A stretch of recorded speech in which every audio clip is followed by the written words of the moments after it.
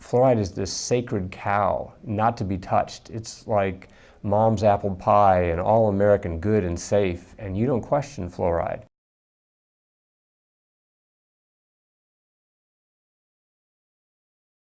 Paul Connett, Professor Emeritus of Chemistry from St. Lawrence University in Canton, New York, and now the Executive Director of the Fluoride Action Network. 14 years ago, my wife put a bundle of papers down on my table and said, "Dear, would you read these?" And I said, "What is it?" And she said, "Fluoride, fluoridation." I said, "Take that stuff away. These people are crazy."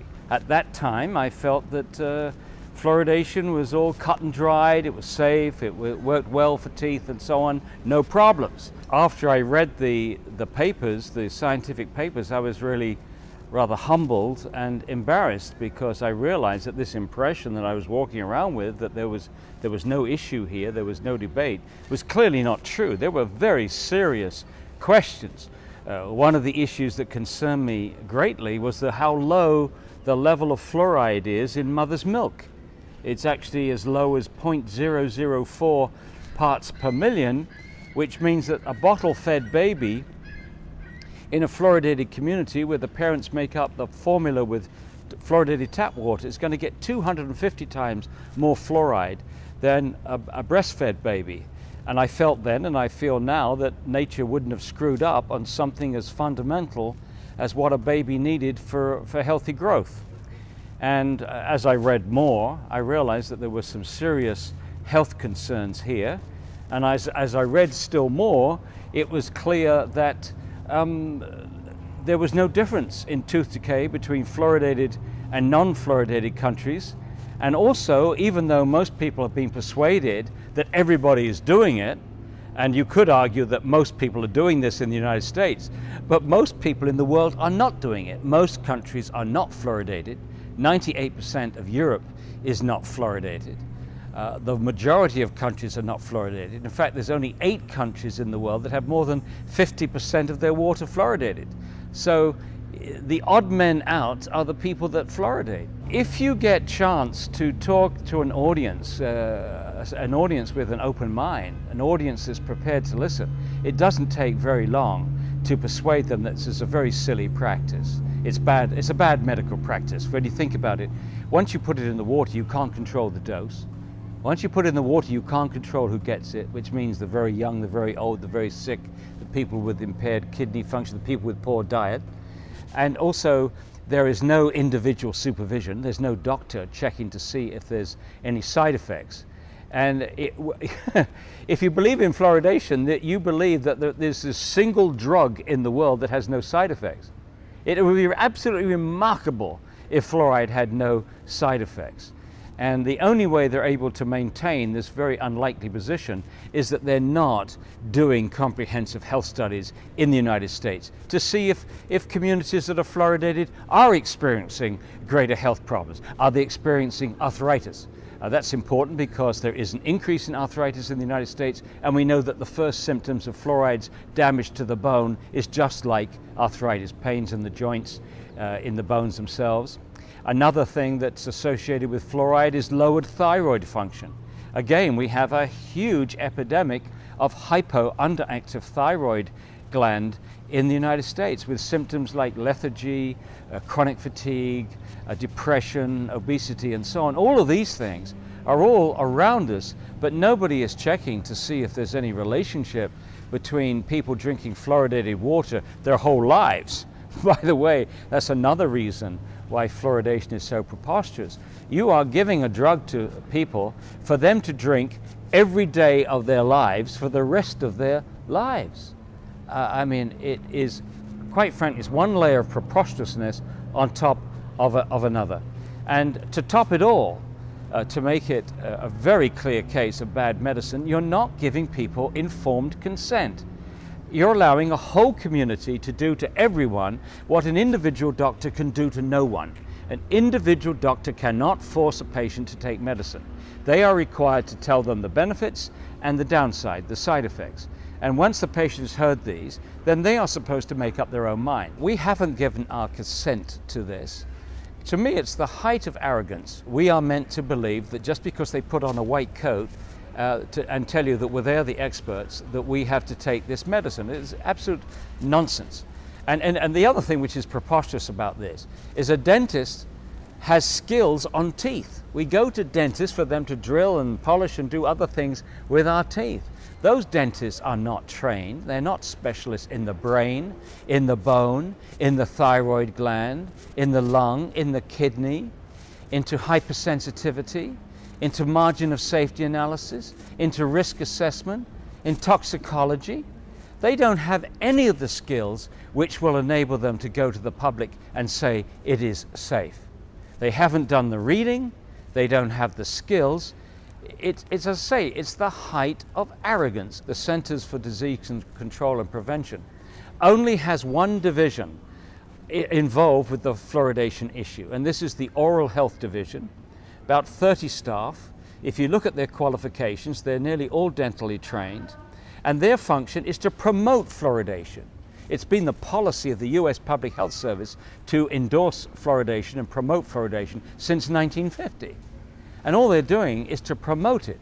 And they do it very aggressively. They send their personnel to state legislatures and support mandatory fluoridation. So they're very aggressive and enthusiastic about this practice, and they promote it.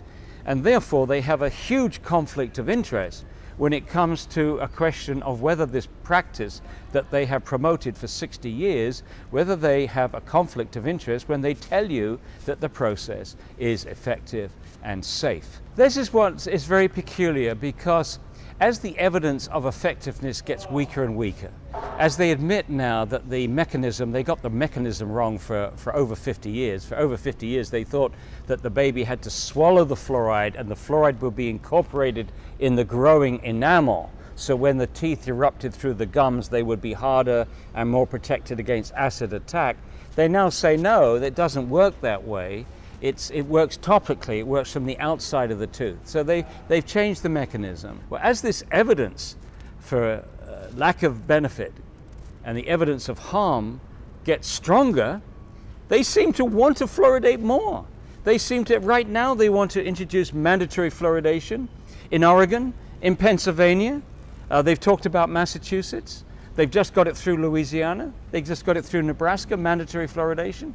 In Australia, they've just got mandatory fluoridation through in Queensland. In Victoria, they're forcing it on communities without even giving them a chance to vote on it. And it's puzzling why they continue to promote this so aggressively. And a lot of people have asked, where's the money in this? Follow the money. Well, it's difficult, which there are many industrial interests that use fluoride. They may be worried about liability. We have sugar interests. They've always wanted to reduce tooth decay without reducing sugar consumption. So for them, fluoride was the magic bullet. We have the pharmaceutical industry and others using fluoride in dental products. They may be worried about liabilities. The American Dental Association may be worried also about liabilities because they've endorsed these fluoridated products, and if it's shown that fluoridated water causes problems, then all these other products are also liable. But I think the real issue here is loss of credibility. I think the US Public Health Service and all its minions, the NIH, the Department of Health and Human Services, the CDC, and so on, have all promoted fluoridation so aggressively, so enthusiastically. Every Surgeon General has endorsed fluoridation since 1950. And I think now they feel that if they admit that they were wrong, that this is going to harm their other public health projects. My advice to them is the way to minimize liabilities is to stop fluoridation in the name of the precautionary principle. That way you don't admit to anything. You're not saying we think that fluoride damages bones and that's why we're stopping, because if you did it that way, then the lawyers would be jumping up and down across the country and having lawsuits for everybody who's had a hip fracture, everybody's got arthritis, everybody's got lowered thyroid function. So I think that's the way. As Bill Hersey at the EPA said it very well. He says they're riding a tiger and they don't know how to get off. They've told everybody for years that it's safe and effective, and it's neither, but they don't know how to admit up to that. But as I say, I think careful application of the precautionary principle would get them out of a tight corner. You've got two choices. Either they're aware but they're frightened of telling the public and admitting this, or they're totally, utterly incompetent. They can't read. I mean, all you've got to do is to read the literature. The open literature, there's a lot on fluoride's damage to the bone. There's a huge amount of literature now on fluoride's damage to the brain. And incidentally, there is no argument about fluoride's ability to damage the body. It's a known highly toxic substance. Millions of people worldwide have had their bones wrecked and other tissues impacted by natural fluoride. We've known forever that it interferes with enzymes, interferes with other aspects of biology and biochemistry. And it's also very clear and well established in literally hundreds of articles from India and China and other parts of the world which have high natural levels that people's lives have been ruined by exposure to fluoride. Skeletal fluorosis, damage to the brain, damage to the kidney and other things, well established. The only argument that's left is there an adequate margin of safety between the levels which cause this harm in the literature and the levels at which people are exposed in a fluoridated community. Now, I would state quite clearly and categorically that there is no adequate margin of safety to protect everyone in society drinking fluoridated water.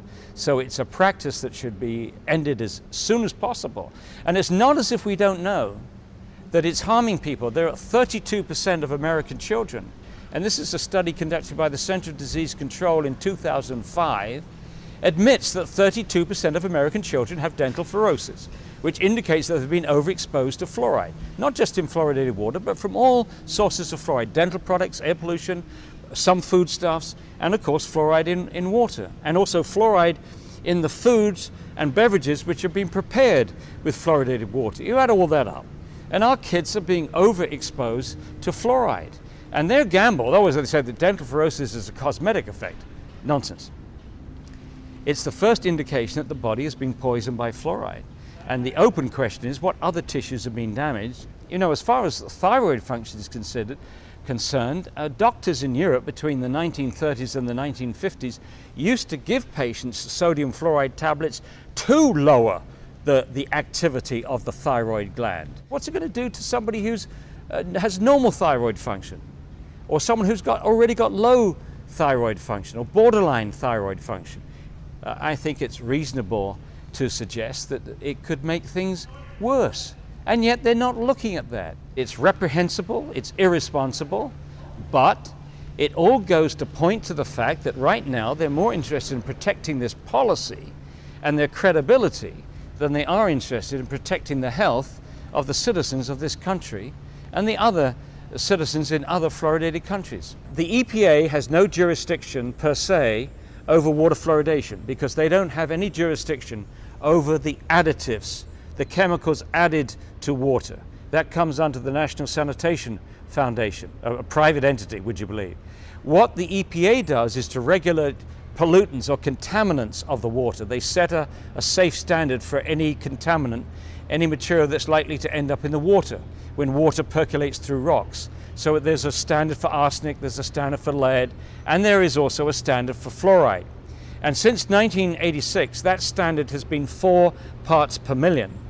And the National Research Council, who did their review at the request of the EPA and funded by the EPA, after 2.5 years came back and said the 4 parts per million standard is not protective of health, and you should do a new health risk assessment to determine a safe MCLG.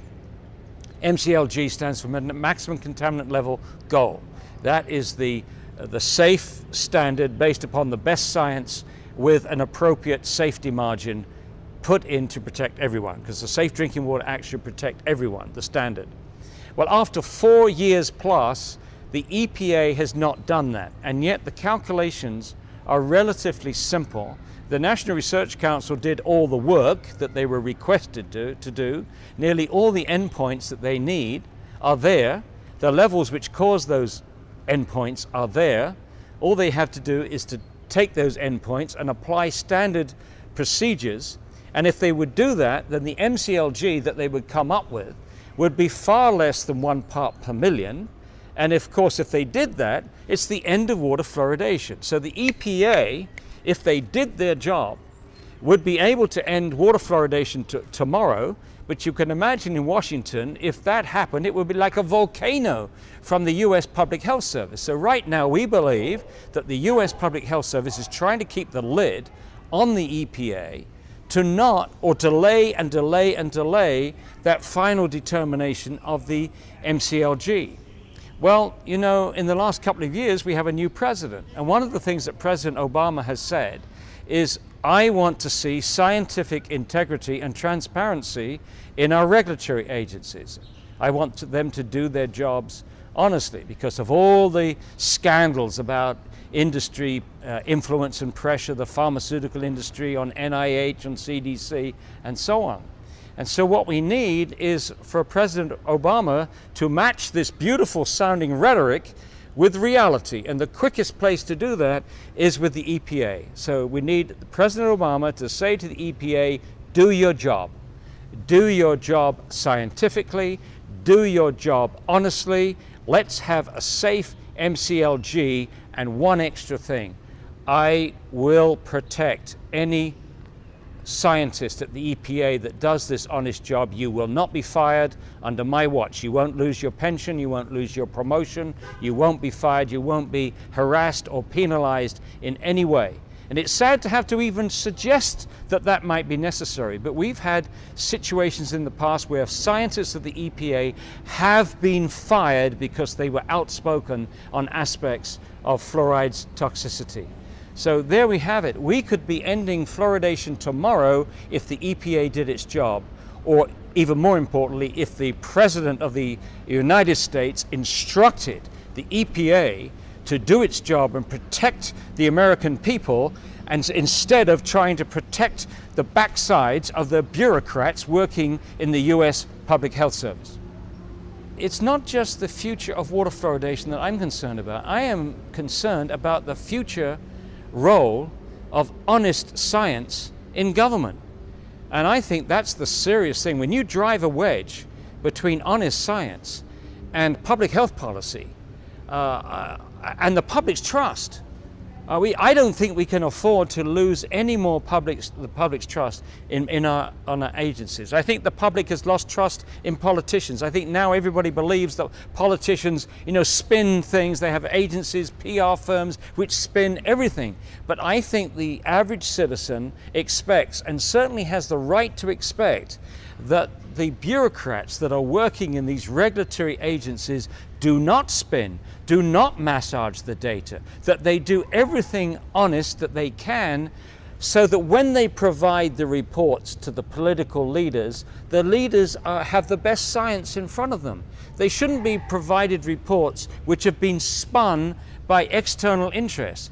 In our case, spun by the dental lobby, or spun by the people that don't want to give up this practice from the US Public Health Service. So now that we have a politician who claims that he wants scientific integrity, we need that to be demonstrated. We need it pretty quickly so that we can begin to regain the trust of the American people in the EPA, in the FDA, in the CDC, in the NIH, and all the other agencies.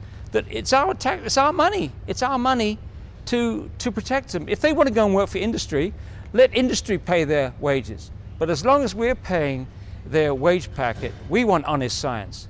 You know, if you don't have honesty in science, you don't have science. And if you don't have science, you really don't have a credible public health policy. The Canadian Dental Association is on record as recommending that patients do not use supplements for fluoride for babies. The ADA recommends that parents not use fluoridated water to make up baby formula. They haven't made much of an effort to get that information to the public. But it's very clear that they have conceded that the major benefit of fluoride is topical, not systemic. Meanwhile, they also know that the dental fluorosis is a systemic effect, and we also worried about other effects. So why on earth would you expose the baby's developing tissues to a known toxic substance for which the benefits of the treatment are topical and you've got other methods of achieving it, and for which all the risks are systemic. It simply does not make sense. And if a doctor recommends that, then they should be told very politely, you should go and read the literature. Simply read the literature. But unfortunately, the doctors and dentists, by and large, are extremely busy with their practices, and they don't have time to read the literature. And rather, they simply rely on recommendations by agencies and associations which have, if you like, a stake in promoting this practice. The ADA is very much involved in this, promoting this practice, and so is the CDC. So you're not getting objectivity from these agencies, but these are agencies that normally, and the AMA for that matter, the AMA takes its cue from the ADA. So the AMA takes its cue from the ADA, and the doctors take their cue from the AMA, the dentists take their cue from the ADA, and everybody takes their cue from the CDC. And the only way out of this, is for doctors, dentists, and scientists to read the literature. And after 14 years, I got so frustrated with this because it's so difficult to get this information out in sound bites, in letters to the editor, TV interviews, and so on, because they won't debate it publicly. I mean, I'm not making this up. It's in the literature.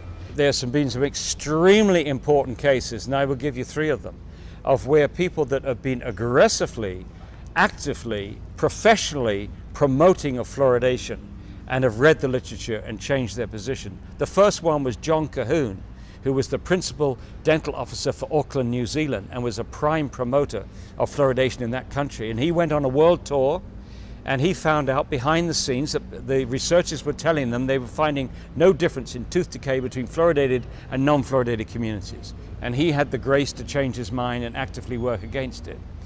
Same with Hardy Lineback, who was the former president of the Canadian Association for Dental Research, was a spokesperson for the Canadian Dental Association of Fluoridation. He did the same thing. He read the literature. The thing that triggered it for him was discovering that the fluoride that they were using in water plants is not pharmaceutical grade that you get in toothpaste, but it is an industrial hazardous waste product which comes from the phosphate fertilizer industry, which is not allowed to be dumped into the sea. They allow us to put it into our water. So he's been very important. In fact, Hardy Lineback was on the National Research Council report I've referred to earlier. And the third person is Bill Osmondson, a dentist who practices in both Washington and Oregon State. He had promoted fluoridation for 25 years. He too read the literature, has changed his position, and now is actively working to help his colleagues and the public try to stop this practice. The people that promote fluoridation have had a very simple strategy for over 60 years. Their strategy is to keep scientists, dentists, and doctors away from the primary literature, away from the scientific literature. And they do that in 2 ways. One is they claim authority for themselves. They put on those white coats, and they use endorsements. This agency endorses fluoridation. They give you about 100 agencies that endorse fluoridation. And so we're meant to believe that the overwhelming number of scientists and dentists and doctors, they all endorse fluoridation. So authority, they say, is on their side. But they don't back this up with solid science. And then they also buttress this with reviews. They get their dummy panels, self-selected panels, selected to produce rubber stamp reviews to demonstrate that fluoridations are safe and effective. But the one that got away was the National Research Council. This was the first one we had a truly balanced panel, and they came back with serious questions which could eventually overthrow fluoridations. But one half of it is that we are the authority, we have the endorsements. And the other part of their strategy to keep people away is to ridicule the opponents. We are supposed to be junk scientists. We get our information from the internet. We are emotional. We are anything but scientific. Which side is presenting the more solid scientific case, and which side is prepared to go public and defend that case in public and prepared to debate that case in open public debate? And you'll find the answer to those questions. It's the opponents of fluoridation that will go public. It's the opponents of fluoridation who make the science transparent and give all the references, and the opponents who will debate the issue in public. And it's the proponents who will not make the scientific studies available, will not support the studies that haven't been done, make sure that they do get done, who won't go on a public platform and debate this issue with us. In February of 2003, the US EPA invited me to debate the issue in Washington at their annual science fair, which goes on for a week. They always have one controversial issue which is debated. And right away I said, yes, I'll debate anybody. They spent the next 5 weeks trying to find one person from either the ADA or any of the agencies that endorse fluoridation in the United States. They couldn't find one single person with 5 weeks notice to come to Washington and debate this issue in front of the EPA and the public. Not one, not one. It gives you some idea. The irony, isn't it? I mean, one of the things that they have to do is to come to the public with enormous confidence. I mean, when you're promoting public health, you cannot show any deviation from total confidence. You can't come out it half-hearted. But there's such a gross juxtaposition of this enormous confidence when in a solo platform they promote fluoridation with enormous enthusiasm, and the lack of confidence when it comes to defending their position against someone like myself, and I'm not the only one, on a public platform. I don't think the ethics is complicated. I think the notion of using the public water supply to deliver medication is so preposterous, and denying informed consent to everyone that's not difficult. I think everybody can realize quickly. Ask any pharmacist. Would you ever deliver medication where you couldn't control the dose? No. Would you ever deliver medication and give it to everybody regardless of age, health, or what have you? No. Would you ever give a medication which hasn't been prescribed by a doctor? No. Would you ever give medication that doesn't have a doctor's supervision somewhere to check side effects? No. Would you give medication without the patient's informed consent? No, no, no, no, no. So that, I think, is very straightforward. This is bad medicine, and it's bad ethics. And the AMA is very, very clear about the necessity for getting informed consent when you're giving drugs to people. How many arguments do you need before you say, no, this is not a good idea? We know we've never done it with anything else. We've never used the public water supply to deliver a vitamin, to deliver heart medicine or aspirin or many other things, statins. There are many other things where maybe some doctors would want everybody to get a small dose of these drugs or vitamins, but they've never ever done it with anything but fluoride. Fluoride got in there early, but it never established a precedent for doing it with anything else. And I think that tells you a lot. To demonstrate that a substance is a nutrient, you have to starve the animal or the human being of that nutrient. You have to remove that nutrient from the diet and then demonstrate that some disease happens, because the animal's not getting enough of this thing. If you can't demonstrate that, then you're not dealing with an essential nutrient. Fluoride is not needed for any tissue in the body. Instead of this being one of the top 10 public health achievements of the 20th century, what it actually is, one of the top 10 public health frauds of the 20th century. And I don't use those words lightly. Let me say it again. Fluoridation is one of the 20th century's top public health frauds. This story could have been written by Kafka or Lewis Carroll or Hans Christian Andersen. The emperor has no clothes, remember? I know we're right, and I'm not prepared to keep quiet when I see an injustice here. And I've also been very inspired by the people that have come before me and the people at the grassroots level that are actively working days and days of their lives, unpaid and often insulted, often digging deep into their own monies. There's a lot of good people working on this, and we're all pretty determined to have justice done and seen to be done. And the last thing that we're prepared to do is to lose this by default. If you want to win this argument with us, then do it in open debate. Do it by answering our scientific questions with scientific answers, with all the references attached. Under those circumstances, if those arguments are stronger than ours and we've been based on wrong science, if we've made mistakes and we're wrong, then I'd be glad to admit it. But we're not going to accept this by default. We're not going to genuflect before pompous names, or names, these big names, or just because they wear a white coat and say they're the president of this or the president of that or the archbishop of this church or what have you. That's not the way science is done. That was the way science was done in Galileo's time, when the Pope told Galileo, get down on your knees and tell me you don't see sunspots when you look through a telescope.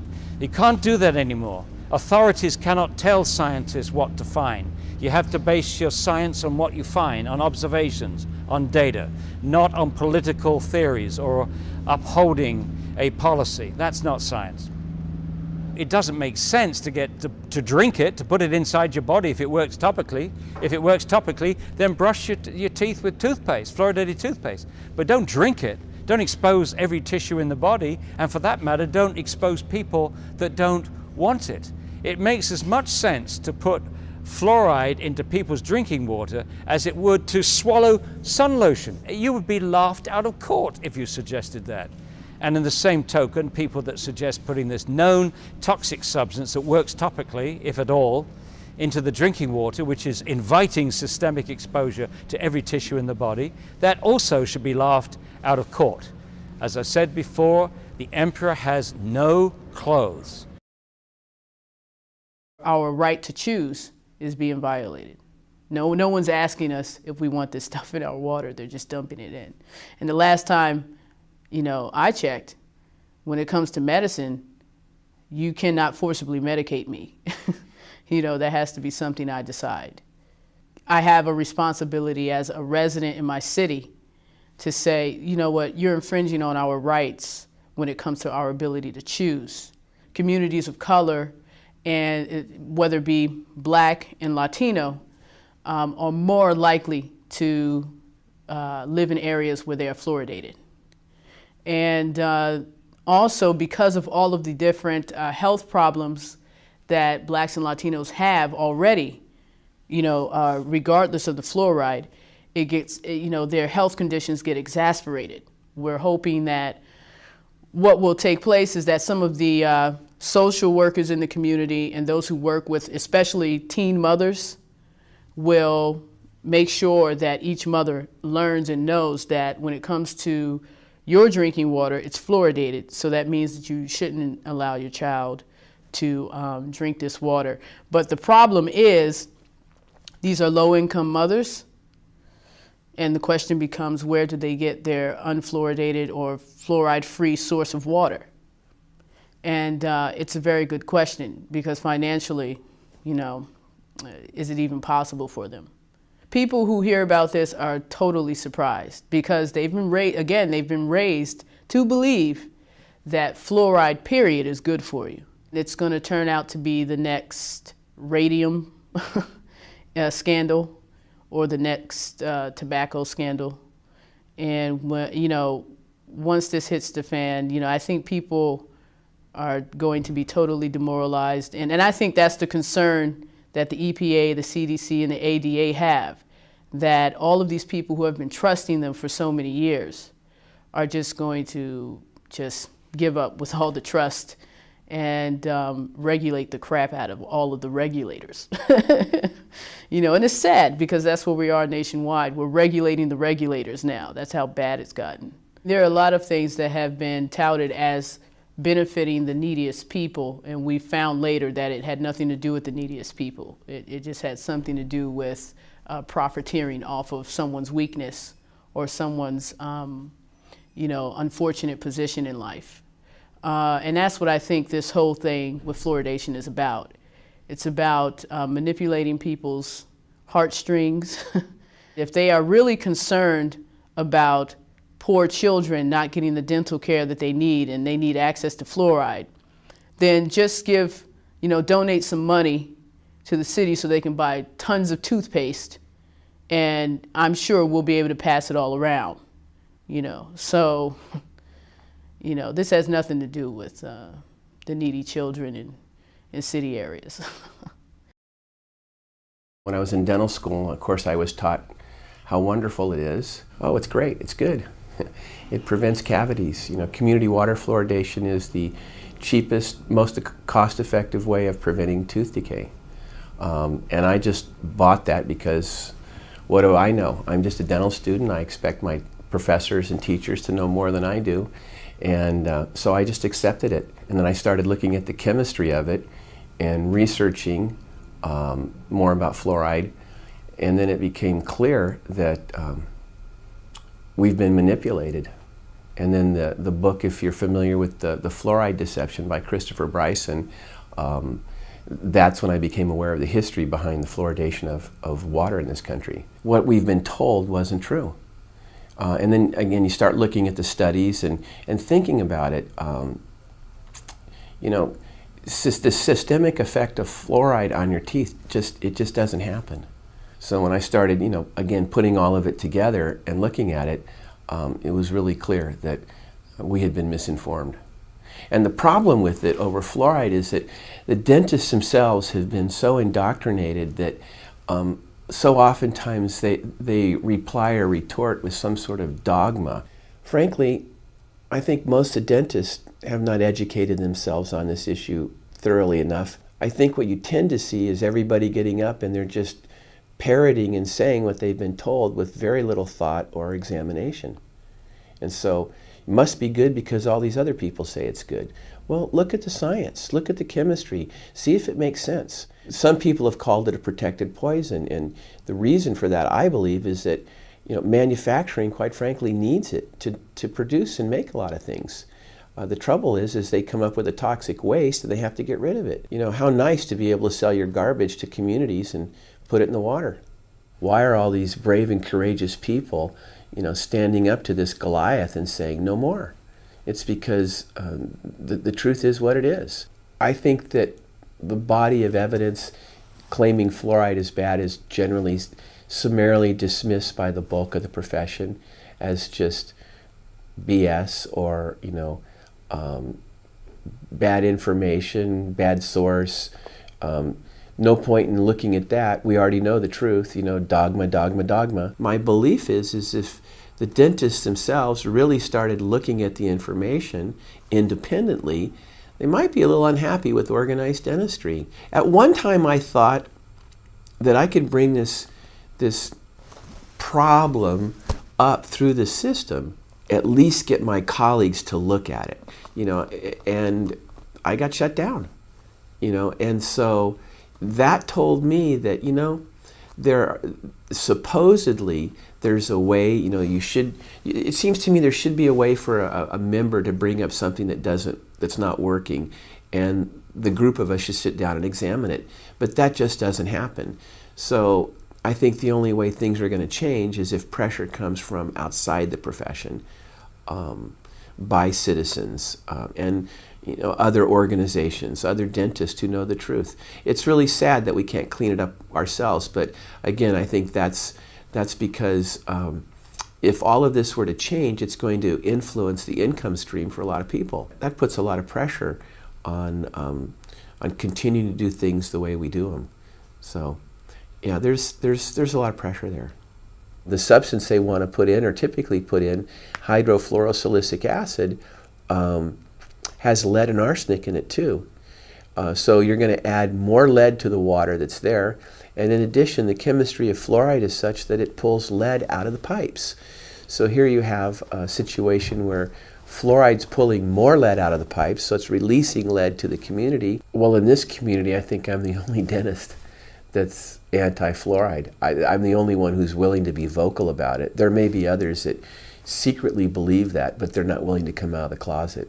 So I'd say it's very much a minority. I've had discussions with my classmates at times from dental school, and at first there was general disbelief that it could even be true, but now at least one of my classmates is willing to acknowledge that, gee, maybe what you have to share could be right, because I've examined health and nutrition with Dr. McDougall, and he says the same thing about nutrition and physicians. So maybe you are right, but I think that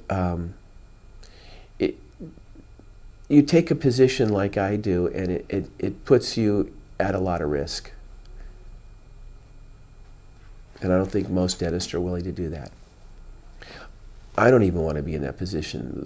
The problem is that I've been raised also to do the right thing, and a belief that that most people want to do the right thing. I find this appalling that we're in the position we are. It's just unbelievable. Well, you're killing a sacred cow. I mean, fluoride's good. Fluoride's good. You know, fluoride's good.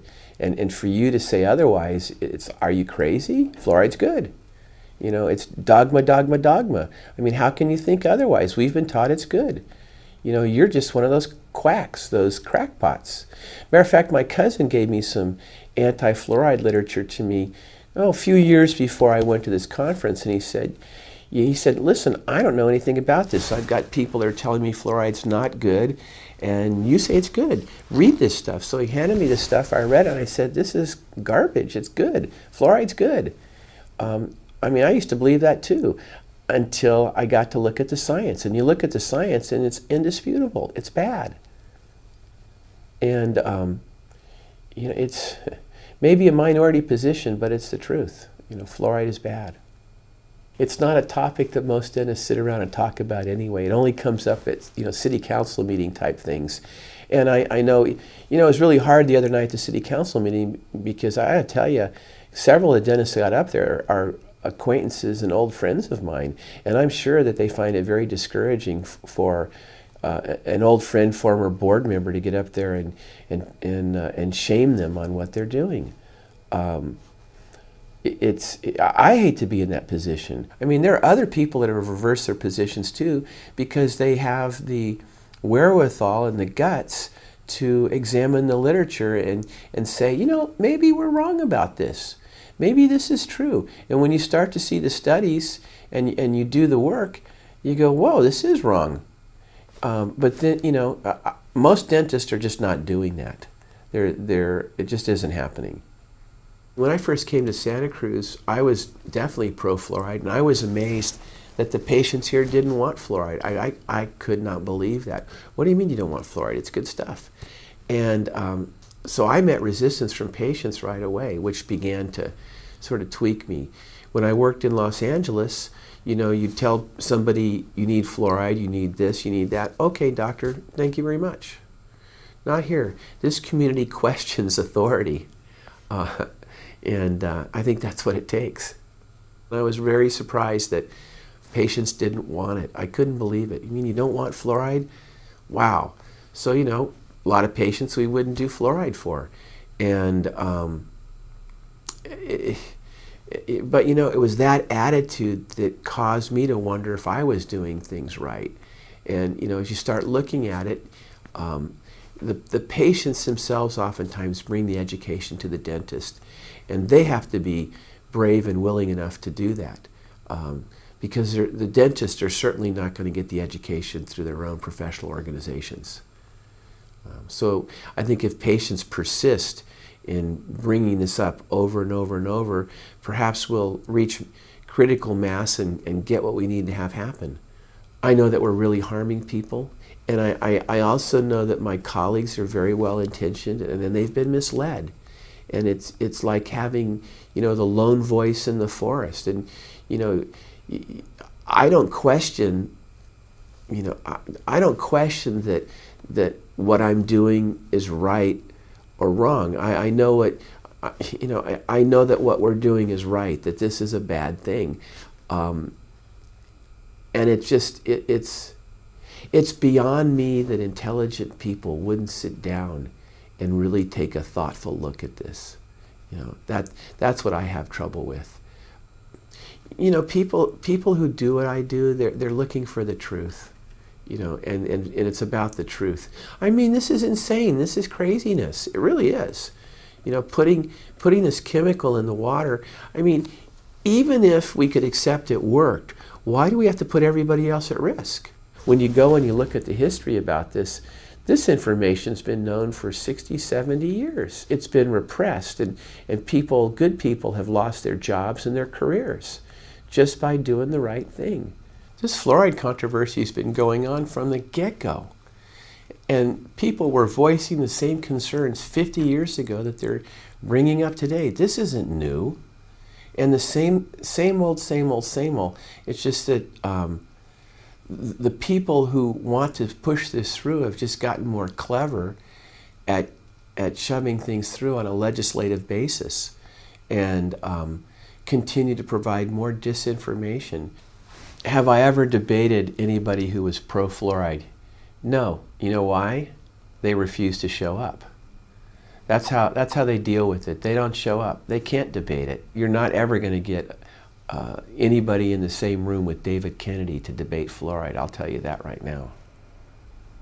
He's a walking encyclopedia, and he knows his stuff and won't be intimidated. But no, you know, they don't show up. We've invited them time and time again to be on the radio or have a forum. No one shows up. I got involved in fluoridation because as an instructor and a professor and a teaching master in the water treatment training business, I had a student come to me and say, "You didn't have the right information. You should take a look at some of the new information." I was just flabbergasted, and I wondered how many people in the water treatment industry knew how they had been hoodwinked. So when I started to speak to operators in the last 7 years, I started to tell them about these hazards and the problems with their systems. And this was echoed in stories told back to me by the operators. And a lot of operators came to me clandestinely and said, "You know, I also have observed health effects because I've been handling the concentrated form of these chemicals. I have problems with arthritis-like symptoms. I can't work in fluoride rooms because when I do, there's a sensitization and I have to be removed." And I felt that treatment plant operators as a whole weren't being represented. Nobody was listening to them. So I started to survey them, and I found out that overwhelmingly, once they found out the truth about the hazards of the substance they were dealing with, and the fact that it really doesn't do what it's supposed to do, that is dental decay prevention when ingested, many of them questioned whether or not we should be putting that substance in the water. In fact, emphatically, most of them said, "Let's get it out." Every time I speak at a public hearing, I'm not seen as some nut job. I'm seen as somebody who teaches their plant employees, the guy who their people get instruction from, and those are the same people in their communities that they rely on to provide safe drinking water. So there's a bit of credibility when I speak, but more importantly, there's awe when they find out the truth of what's going in the drinking water. Hydrofluorosilicic acid, the chemical waste product from the phosphate fertilizer industry. This is a substance that simply goes from a processing plant into a tanker truck and is delivered to a water treatment plant in my community. And my counselors at the time were astonished that this product could even exist. And when they asked their own municipal engineers whether this was so, those engineers confirmed the fact, believing that the substance that's going in the water is somehow a pharmaceutical grade or some well-prepared, purified extract is completely false.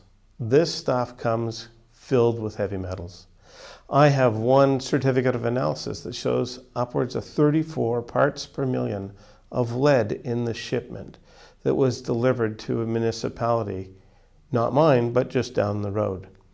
And lead is a prohibited substance in the province of Ontario from being added to drinking water.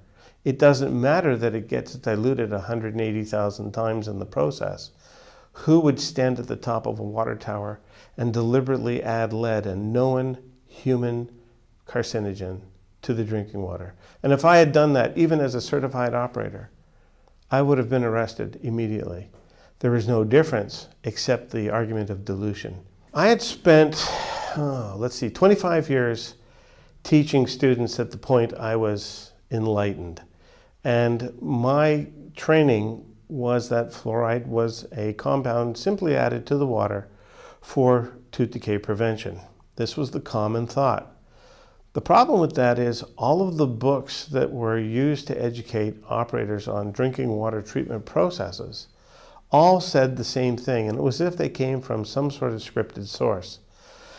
In 1995, I wondered that perhaps we should have more fluoridation throughout the province, and I began a exploration of the possibility of providing courses to teach operators how to fluoridate the water. Now it seems incongruous, but at the time it was something I was exploring. And I was one of the few CDC trained water engineers who have been able to provide CDC related training to operators about how to fluoridate drinking water supplies. So I wasn't speaking from a point of wilderness. I was speaking from a point of authority with the CDC information fully indoctrinated into my being, going out talking to my students, which were the treatment plant operators. People tended to trust the expert. And the problem with trusting the expert is that if the expert makes a mistake, those people end up having a mistaken belief. And that's exactly what happened. I used my CDC training to advocate for fluoridation, only to find out from one of my students that I was all washed up. And more importantly, that student was graceful enough to tell me that I was full of crap. And better than that, I realized that perhaps I didn't have everything that I should have had in my armory of information to teach, that I had to go back and learn more. And when I did, I found out I was wrong. And there's nothing wrong with being wrong. The greater wrong is not correcting it. And that's what I'm doing now, and that's why I speak out about this. Like everything else, when you find out a truth that's unsettling, I was deeply embarrassed about the crime I had committed, an educational crime I had committed for the previous 20 or so thousand students who had heard that fluoridation was fine. And there's a deep-seated feeling to undo that piece of information in the minds of those individuals. If I could go back in time and extract that chunk of information from their mind and replace it with what I know now, I would feel much better. Fluoridation tends to be a belief system. And in order to have a belief system, you have to have a creed and you have to have faith. And the creed has been established by the simple words of safe and effective. The faith is established by trust us, we're the professionals, we're the doctors, we're the health professionals, we know better. The reality is, once you start to pick away at the basis for the creed, suddenly the faith is eroded. And I suppose my job is to change the creed to the point where the faith's eroded enough that people will abandon the faith, and it'll be one of those faith systems that dissolves away into history. I think water fluoridation's days are numbered. This practice is really a post-World War II practice. The practice of using asbestos, the practice of thalidomide, the practice of leaded gasoline, the practice of numerous other chemical experiments that came from rapid chemical growth. People accepted these modern technochemical developments on faith, without question. My argument with fluoridation in dentists is this. First of all, no dental authority that I've ever met is qualified to speak about water quality. And when we're talking about putting hydrofluorosilicic acid as an ingested fluoride product into our bodies through the stomach with a faint hope that it's going to do something through the saliva on the surface of the teeth without affecting any other parts of the body, this is just wishful thinking. So I have said publicly that if you show me a dentist who's qualified beyond what lies in the human body between the chin and the nose, I'll be glad to listen to them about water quality. But until that point in time, I'm not going to take my direction from dental authorities or dental trade associations or the dental unions about water fluoridation. When they step into the realm of water quality, they're in my world and they're not qualified to talk about it. 99.5% of all of the fluoride that gets put in with the purported use of treating teeth passes right through into the wastewater stream and back out into the receiving environment. The main component of hydrofluorosilicic acid is water, 75%. The other component, the 25%, is the actual hydrofluorosilicic acid active ingredient.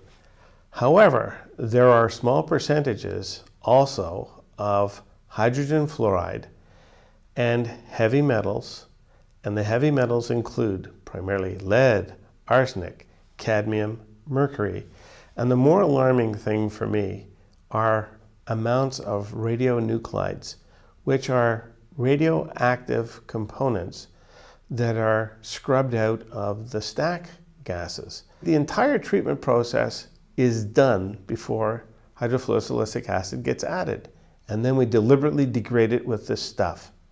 And when we degrade the water quality, we are not delivering the best water quality that we are capable of. We're delivering it at some standard that's less. And I believe that my neighbors, my family, my friends, all deserve the best water quality that the technology that we can afford. And hydrofluorosilicic acid just goes the wrong way. The problem with this stuff is that we can't dispose of it on the land, we can't dispose of it readily into a receiving stream. So the only other alternative is to find an alternative use for it as a product, or treat the waste on site to neutralize its effect. Well, the treatment of the waste is expensive. It's far more profitable to take it out and truck it around the country and discharge it through the water treatment plants into the water systems, through people's guts, and ultimately back to the water systems, because all of the wastewater that is in the community gets washed down the pipes through the sewage plants and then out into the receiving streams and lakes.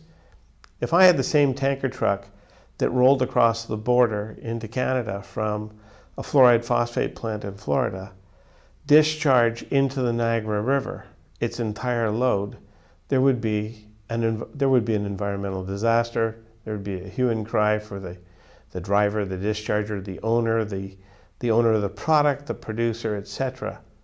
But to do it inside a treatment plant is perfectly legal.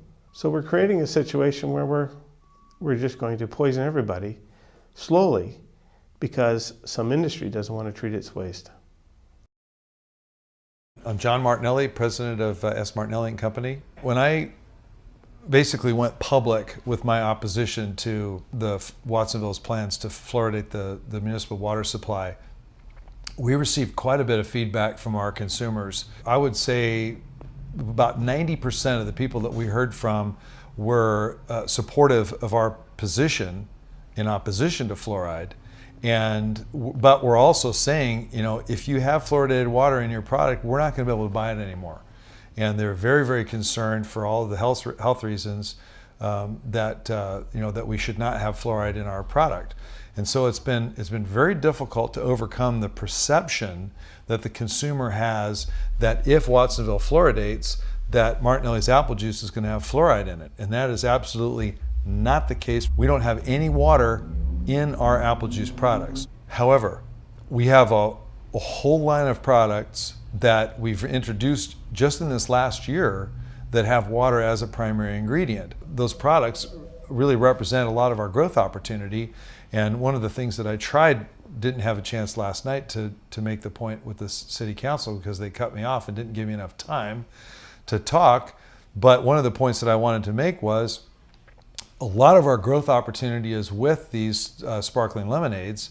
And we're trying very hard to grow our business in this community and employ local people. We want to grow our business and we want to grow it in Watsonville, but I can't do it by putting fluoridated water in our new product lines. We're absolutely not going to use fluoridated water in any of our products or our process.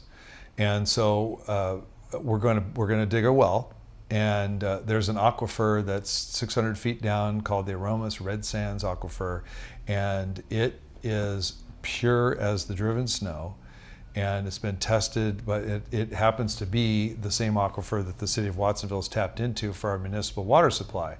We're going to have our own well, and we are going to put that water in our lemonade products and use it in our process, and it will have zero fluoride in it.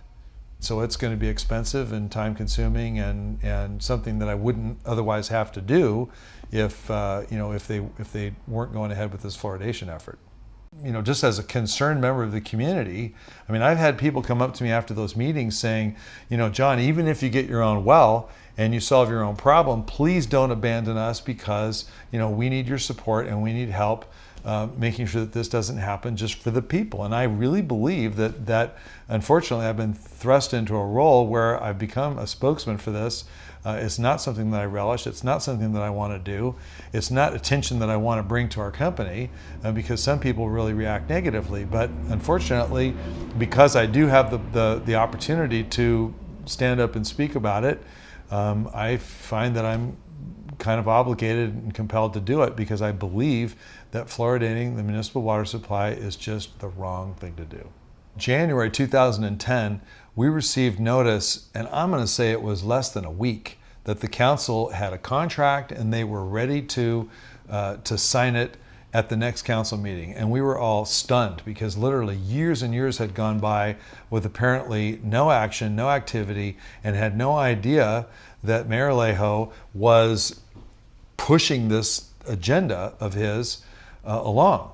And so we had to scramble. It's my understanding that the state law, the state mandate that requires that communities fluoridate if they have 10,000 water hookups and funding is offered by another source other than the local community, that law trumps our local ordinance, which was Measure S, was voted on and passed. The will of the people was to not have fluoridated water, and that should be honored. So we are just shocked and appalled that our state government believes that they know more than we do and that they can impose their will and force fluoridation on a community that doesn't want it. My grandfather was the first one in this community to oppose fluoridation back in the 50s. And that's why, during the meeting last night, they kept talking about, oh, we've been doing this for 10 years. Heck no, it's been over 50 years. And my grandfather funded the first campaign, and there was a vote of the people, and the will of the people was to not fluoridate. That happened back then. Then there was another one with Measure S. My dad was a major funder, majorly funded that campaign.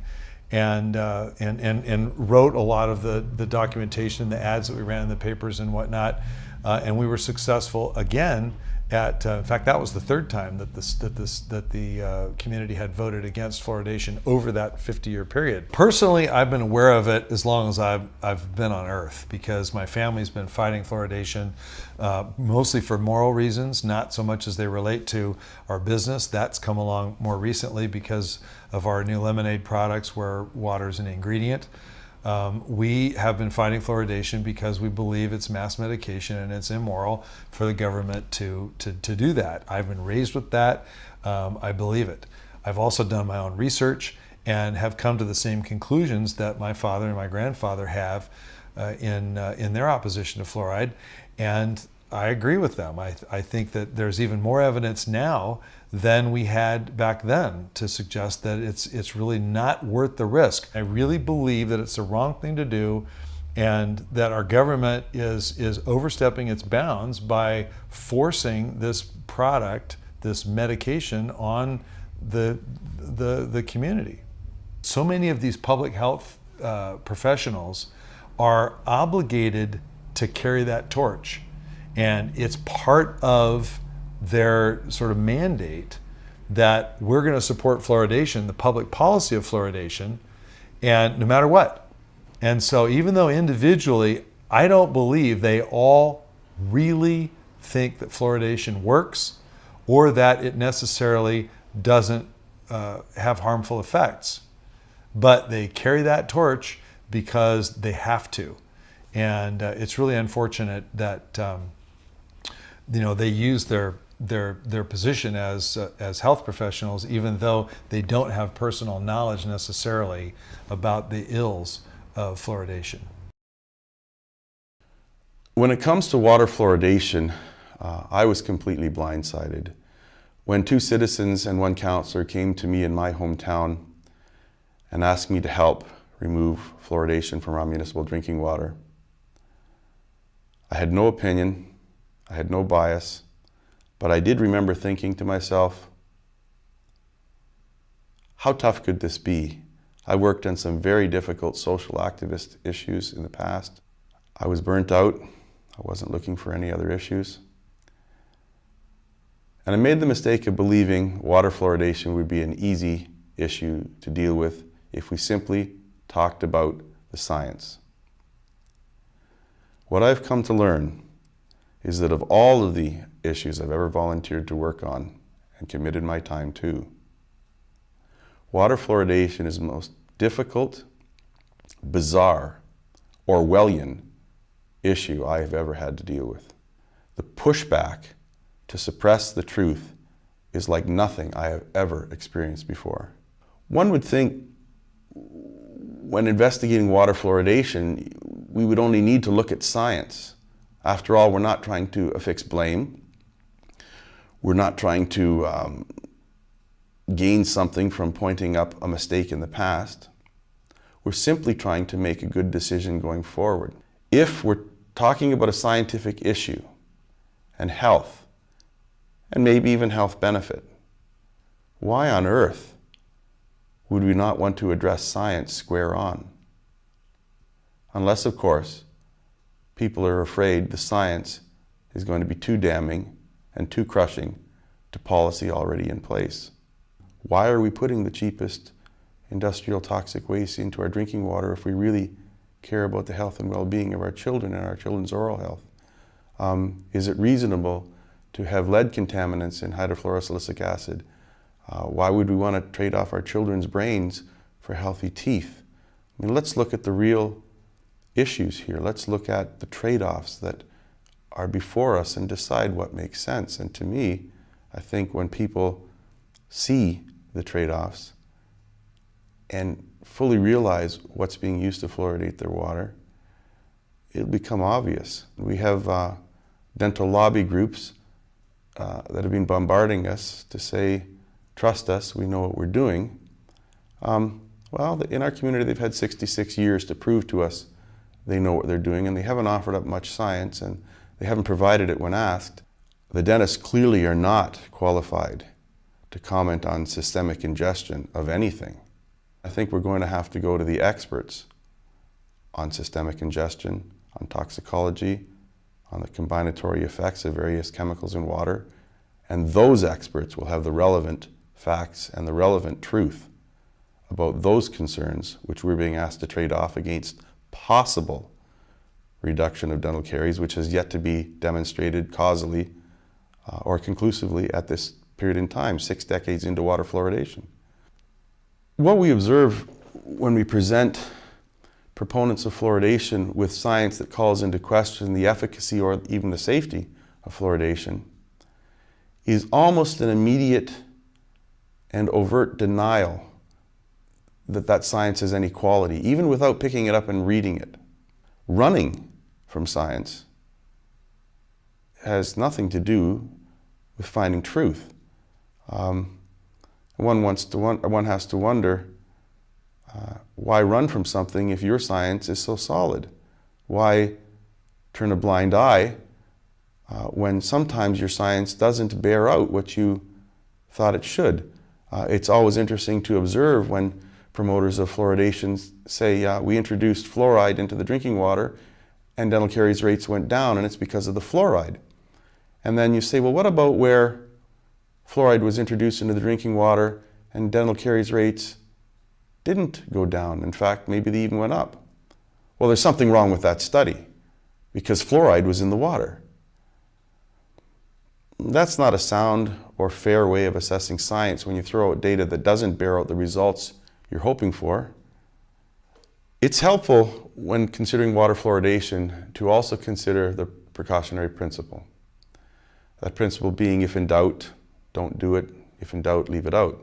For those who say we should continue to fluoridate our water on the chance that it might be reducing dental caries, in my mind, the precautionary principle would say consuming the co-contaminants arsenic, lead, mercury, radionuclides offers a perfect opportunity to consider the precautionary principle. Perhaps we should stop consuming those things bundled with hydrofluorosilicic acid and its silicofluorides until such times as we have overwhelming evidence that there's any benefit. When one reviews the history of water fluoridation, it's quite interesting how the architects of the marketing of water fluoridation conducted themselves. Instead of putting science out front to sell water fluoridation to the public and convince the public that it's warranted, in fact, what happened was a belief system was constructed. Edward L. Bernays, who was hired to market water fluoridation by the polluting industries, was very clear in his statement when he said, we know we cannot talk about the science behind water fluoridation. So what we must do is we must find white coats to promote water fluoridation. And once we have those white coats promoting water fluoridation, whenever anyone wants to talk about the science, we'll simply point to those white coats and say, well, if it isn't good for you, why would they say it is? That's not a discussion about science. That becomes marketing. And it's a very smart thing to do because we all know that it's much more difficult to deconstruct a well-placed, well-lived belief system that's entrenched for many decades. However, it's much easier to have a rational debate where science trumps science until we get to the truth. Yes, there's good science and there's bad science, but we're quite capable today to evaluate science on its quality and its merits, and we need only do that to deconstruct water fluoridation. The problem is the belief system has been entrenched in the public's mind for more than 60 years. So when one wants to add fact into a belief system that does not dovetail neatly and comfortably into that belief system, the human response is to reject the fact rather than realign the belief system. In psychological terms, that's called cognitive dissonance. We simply can't package something that doesn't sit well for us, makes us feel too uncomfortable, and may keep us up at night, because after all, it would be very nice to go to bed thinking and believing. There are others out there, the dental associations, Public Health, Health Canada, who are looking after our well-being while I'm sleeping tonight. But to believe that perhaps they've made a gross error and are now not willingly going to admit that doesn't sit well. So it was very, very smart to work with belief systems and construct belief systems because they're very difficult to deconstruct, as I've said. And what we have to do is be willing to set aside biases and sit down at a table as friends and neighbors and discuss science. Some people who say the science is too difficult to understand, then let's bring in people from both sides of the issue, proponents and opponents of water fluoridation, who are qualified to comment on the science, on the chemistry, on the systemic ingestion, on the biology, on the physiology, on the statistics, on the methodology. They can help us understand what is good science and what is bad science. And from there, we can make the decision based on the science in front of us, whether it's worth the risk. To me, that's the fairest resolve to deconstructing what I believe to be a myth that has been carefully constructed over 6.5 decades. People sometimes will also ask, why would somebody purposely want to harm us? I don't necessarily think anybody purposely wants to harm us, but I do think if somebody's whole reputation as an industry and as an institution, for example, dentistry and dental associations, is built and predicated upon endorsements. First and foremost, look, Mom, I have no cavities, fluoride. If that were found out to have been an oversight or a mistake, it would absolutely shatter the institution's credibility going forward for any future endorsements. That's got to be very frightful for an industry, and I understand that. But an industry's reputation cannot be set in front of public's health and well-being. Public health, unfortunately, falls into the same dilemma. If public health is found to be misguided all these decades simply because they relied on the opinions and the endorsements and the name dropping which permeates the fluoridation story and seems to be used to trump hard science, if they simply have depended on others and people find out that public health isn't actually firsthand vigilant, doesn't actually do research themselves, and in fact doesn't even have and understand much research when we ask them for it, those institutions fall, people panic. Those institutions fall, people question when, if ever, do we trust those institutions again. So there's a lot of cognitive dissonance revolving around the fluoridation issue. And I don't think people know quite what to do. I think they would like to come clean. I think they would like to have a reprieve, have a meeting of the minds where we can simply say, all right, let's try it and see what happens. Let's turn it off and let's look very closely. After all, if it is, as you say, one of the 10 most successful disease treatments of the 20th century, then it does warrant a few dollars of conscientious research. We've turned it on. We did what you said. You said you were doing research. You haven't. Nothing of import, nothing of conclusivity that it has merit. Let's turn it off. Let's spend a few dollars. Let's do some significant research and see if dental caries rates do rocket, do go off the scales, do rise to new heights. If they do, the dentists were right. If they don't, there's no reason we should be continuing with this practice any longer, especially with the health harms that we're starting to see associated with it. When it comes to the future of water fluoridation, I'm quite sure that water fluoridation practice will certainly meet its end, and a well-deserved end. That's not to say it may come soon. It might, but I am sure it will come eventually. If scientists were allowed to do unfettered research, publish for peer review, and would not suffer rebuke if their science happens to generate something less than positive in regards to water fluoridation, the public would be better served.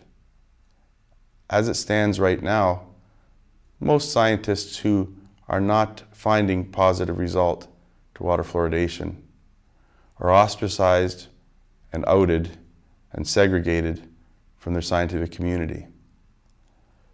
Oppression should have nothing to do with good scientific research. If someone's research happens to show something that the pro-fluoridationists don't find favorable, It should be looked at. It should not be ignored. It should not be refused publication. The scientists should not be outed or refused tenure. It should be looked at as pure science. People who are wanting to discuss water fluoridation are often met with elected officials running in the other direction, and they're often perplexed by that. But if you think about it for a moment, by and large, because water fluoridation is born on a belief system rather than science, you have on average about half the population that swings one way and the other half swings another way when it comes to whether we should or shouldn't fluoridate. Elected officials are very aware of that. If they are to take a stand on water fluoridation, it means they are to effectively divide their potential electorate in half. Elected officials aren't scientists. Many of us have been looking at this for years. We have a 20-minute meeting with them, and we expect them to get their head around it in 20 minutes. They can't. It's overwhelming. From what I see at this juncture in my 4.5 years of fighting fluoridation, the science is increasingly more solid about the health harms. However, it's being totally denied by the promoters of water fluoridation. Unfortunately for myself and my family, I'm a full-time activist on the water fluoridation issue. I don't know how long I'll be able to sustain that, but I'll do it for as long as I can, or until the issue resolves itself. I would love for this battle to end. I would love to be able to pack up and go home, to go back to my family, to go back to my business, to go back to earning an income. I really hope that day comes soon. But if it does not, I have to persist because it is the right thing to do. I believe this is wrong. I believe it's harming people. I believe people aren't being told the truth. I believe the science is being suppressed. If I were to do nothing to try to change that, I'm no better than the people who are perpetrating that. I've known about fluoride for years and years, but since it was never in my water, I didn't do much about it or think about it much. But they've put it in my water now. Now I'm activated to do something to get it out, this fluoride. It's poison. The newspaper will not publish one word about it where I am. So I've concluded the only thing I can do is one-on-one. So for instance, I always carry a couple of copies of the newly released DVD called Professional Perspectives on Fluoride. I carry a couple of those around in my purse. So I'll be in a restaurant and I'll be, you know, the server's coming and she'll say, "Do you want water?" And I'll say, "Well, is it fluoridated?" And usually they have no idea, you know, what, huh? You know, so then I tell them, "Don't you know anything about fluoride in the water? That it's really bad for you?" "Well, I thought it was good for the teeth." They'll go like that, see? So eventually I get around to asking them if they would mind if I made them a present of this DVD I happen to have here. And they'll take it, you know, and in good humor. So that's one way I do it. Another, I'll meet friends. And one friend I met, "You're not always welcome this way." She says, "Oh, you're on a crusade." And so what could I do? She walked away. So I wrote to her and I said, "Yes, I'm on a crusade. That's how important this is." The other way is I just decided I would go to the top. I've written to the president, I've written to the governors, different governors, I've written to my own governor, I've written to vice presidents and the executive editors. I try to go to the top thinking that it's no use going to anybody lower down. They're only obeying orders. Now it looks to me like even those at the top are only obeying orders because they never reply, or when they do, they always say the same thing. "Well, it's been proven over time that it's very good for children's teeth. It's safe and effective, safe and effective." Same form. So you never get a decent reply from any executive ever. The most important thing I can do is spend my time. I write letters. That's about the only thing I can do. I'm not a scientist. I can't do any research. I can talk about research, but there's even a limit to that, because since I'm not a scientist, I may misquote, you know, that sort of thing. You get to be a pest, and it can get to you if you take it personally, but I don't care. What I'm trying to do is more important than whether they think I'm a pest. So if I think I've gone that far with them, well, I just leave them alone for a while, you know. But it's important to follow up to see if they actually watched the DVD. Because sometimes they say they have, and if you kind of question them a little bit, you find out they haven't. When you first approach a person about fluoride, and they don't know anything about it, what they usually say is, well, it's good for the teeth. They think it's good for the teeth. So then you have to counteract that. And that's when I offer to give them the DVD, where I'll say, you'll find out here that there are all these famous, well-respected scientists around the world who explain why they think it's a bad idea to put it in the water. And that's the way I approach that. I almost never find anybody who says, oh yeah, I know it's really bad. Never, not where I live.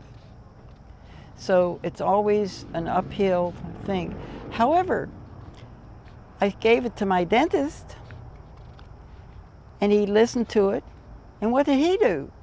He called my water department, and they hooked him up with one of the engineers. And what did the engineer say? He said, this stuff is poison. Nobody should ever drink it. When he gave me that message, I was real happy. Then I, just by chance, got a brochure from another local dentist, a very nice brochure, explaining his program and how he considered his attitude toward his work as very forward-looking. And I don't know why I decided to do it, but I said, oh, well, he gave his email. I'll email him. And I said, you say you're a forward-looking dentist. I said, what's your attitude about fluoride? Well, he wrote back. Now, most dentists will not touch you. They won't answer or anything. The essence was I offered to send him a DVD. And with the DVD, I would always send a little extra stuff, you know. And when I sent that, he again wrote back and gave me a marvelous quote from Tolstoy, which explained that when a person has a belief like that, like the dentists do, even though there's lots of evidence that it's not correct, it's in their, he calls it, they weave it into the fabric of their lives, and they can't let go of it because they've been teaching it all their lives. They've been talking about it to their friends all their lives. And he's talking about educated people like dentists who believe that. And it's part of the fabric of their lives, and they won't give it up. Now, he sent that back to me, which was really, really unusual. But he's obviously an unusual guy. So those are two dentists who got educated, were not afraid to read the material and get educated. The thing that bothers me the most about fluoride is that they don't ask my permission. You can't go out in your neighborhood and have coffee without knowing that that coffee has got fluoridated water in it. So your whole life is upset. You can't do that. You can't grow an organic garden in your backyard anymore because you're sprinkling it with the hose, and that's fluoridated water. You can't filter it out unless you are well-to-do enough to buy reverse osmosis equipment or distillation, because the carbon filters do not, this stuff is so soluble that it just goes right through anything. Carbon filters don't touch it. So if you can't afford reverse osmosis, then you can't have all your water fluoridated. You could buy a small one that'll do your kitchen, you know. But then why should I pay the water department? I pay my bills and they deliver the water, but I can't use it. I have to spend extra. It's very hard to get the dentist to change the way they think. There are, once in a while, ones who do, and then that's what keeps you going. My name is Bill Patnod. I live in Methuen, Massachusetts, and I've lived there most of my life except for service. The first time they wanted to fluoridate, Dr. Zan Fagner, an allergist, wrote this book, Truth Decay. And he was the leader from that time on. And this guy was ostracized, he was put down, belittled by his professionals and other people. I went to the reference library and I asked her for information on fluoride, pro and con. I knew the pro, but I wasn't sure about the con. And I found out that after an hour, that this was ridiculous. From the information that the librarian, the research librarian gave me, I said, this can't be. I found it so quick and it's so ridiculous. So anyways, I searched some more and I got a name of Dr. Phyllis Mullenix. So what happened is I just took my map out and I went directly to her house with the paper. They want to fluoridate Methuen, Mass. And I knocked on her door and said, geez, Doc, I'm here about this. She said, come on in. She's from Missouri, and what a nice lady. My head spun with all the information she had. And we brought other people to meet her from Methuen, and then hence the fight began with the remainder of Dr. Zan Fagner's group and new people who were fighting against it. And we beat it in 96 by 497, because it was beginning in 96, by 400 votes. And in, again, 2002, they brought it up, we beat it by 2,000 votes. People just, you know, came up and they just listened. I mean, sure, there was those diehards, fluoride's wonderful, this and that. But, you know, to beat them by 2,000 votes when they were pushing it in their dental office, even the hospital that was in Methuen was pushing it and had signs out for it. And we still beat it because the people listened. And that was the best thing. It's like a mission. It's like when you find out how bad it is, you just can't turn away. Every time I see a mother pushing a baby carrier, I say, how can I let that kid down? I can't. And we just can't do it. We were talking one day, and someone made a joke of it. What if social scientists said, hey, let's save all the marriages in the world and put aspirin and Viagra in the water? I mean, it's ridiculous. Question authority. You can read, you can write, you can process information. You went through the school systems. Don't let anybody tell you they're the authority and they know best. Well, I tell everybody every day. I hate to say it, but I nearly got in a few fights in a bar talking about fluoride. I guess I talked to one guy had one too many. But let me tell you, I mean, it's sort of risky. It's sort of risky, you know? You got to go up there and say you got to be strong, and you got to listen to the person on the other side you're trying to convince too. I put up a sign. It's a professional sign, 2 of them. I held one coming, going during commuting. We held one had one posted in the center of the town. Fluoride's toxic. $2,000 to a charity if you prove otherwise. My name, my number, a website. And guess what? Not one dentist, one lawyer, one doctor, one pediatrician. Nobody called except my state senator, and said, Bill, I tried to collect it, I couldn't. I said, Steve, of course not. I think I'm giving away $2,000. I just want to get people's attention. Could have been $1 million. It wouldn't have made a difference. It's toxic. Oh boy, what keeps me going? It's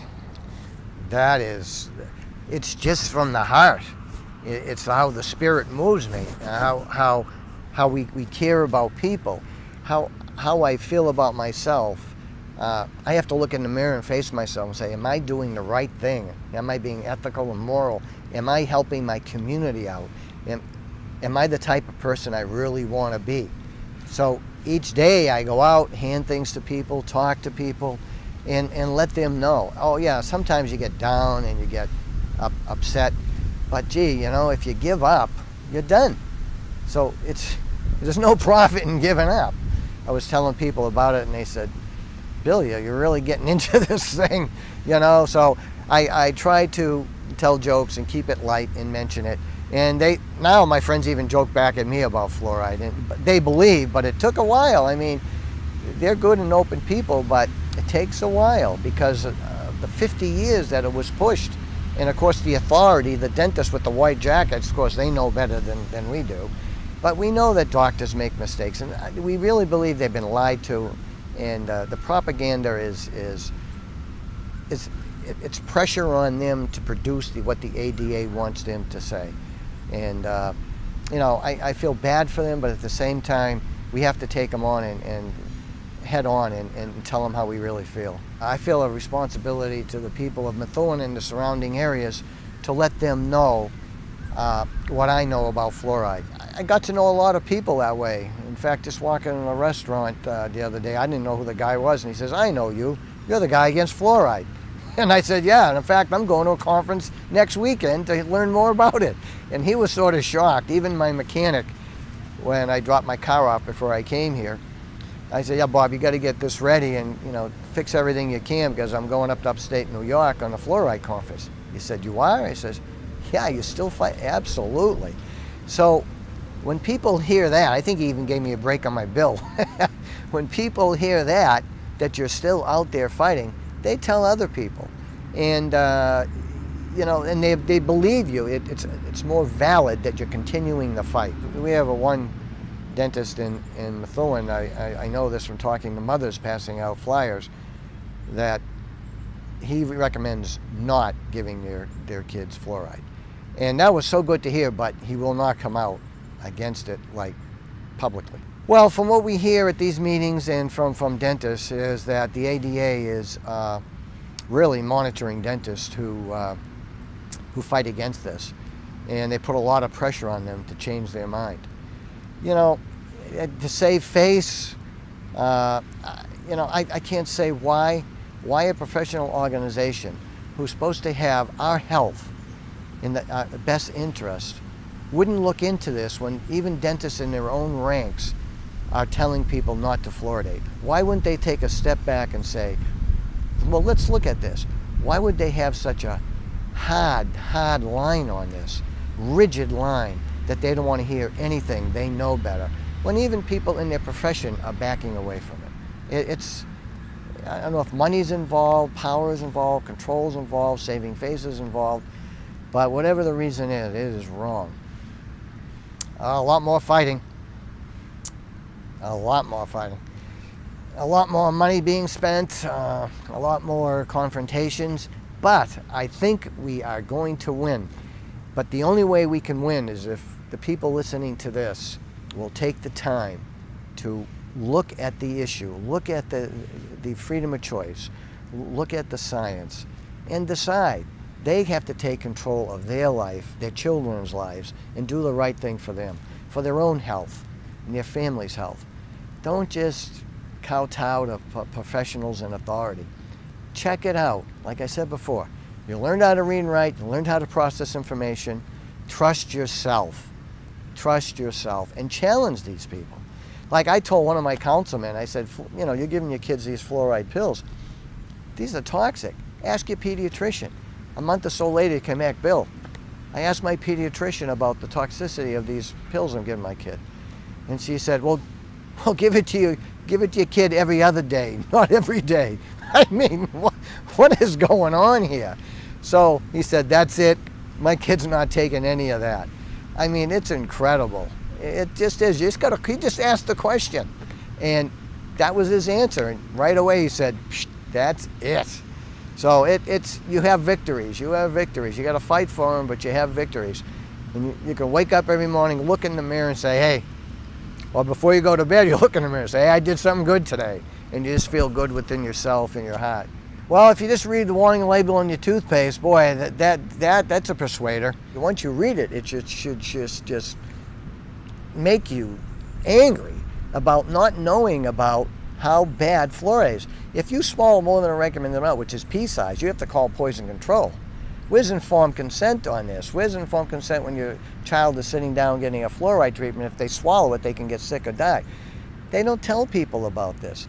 You know, dentists are professionals, and they go to school and they're trained. You only know what you're taught and what you're trained and what you're given and within the curriculum that you're taking. So if the propaganda is there about fluoride, well, they're going to, you know, definitely push it.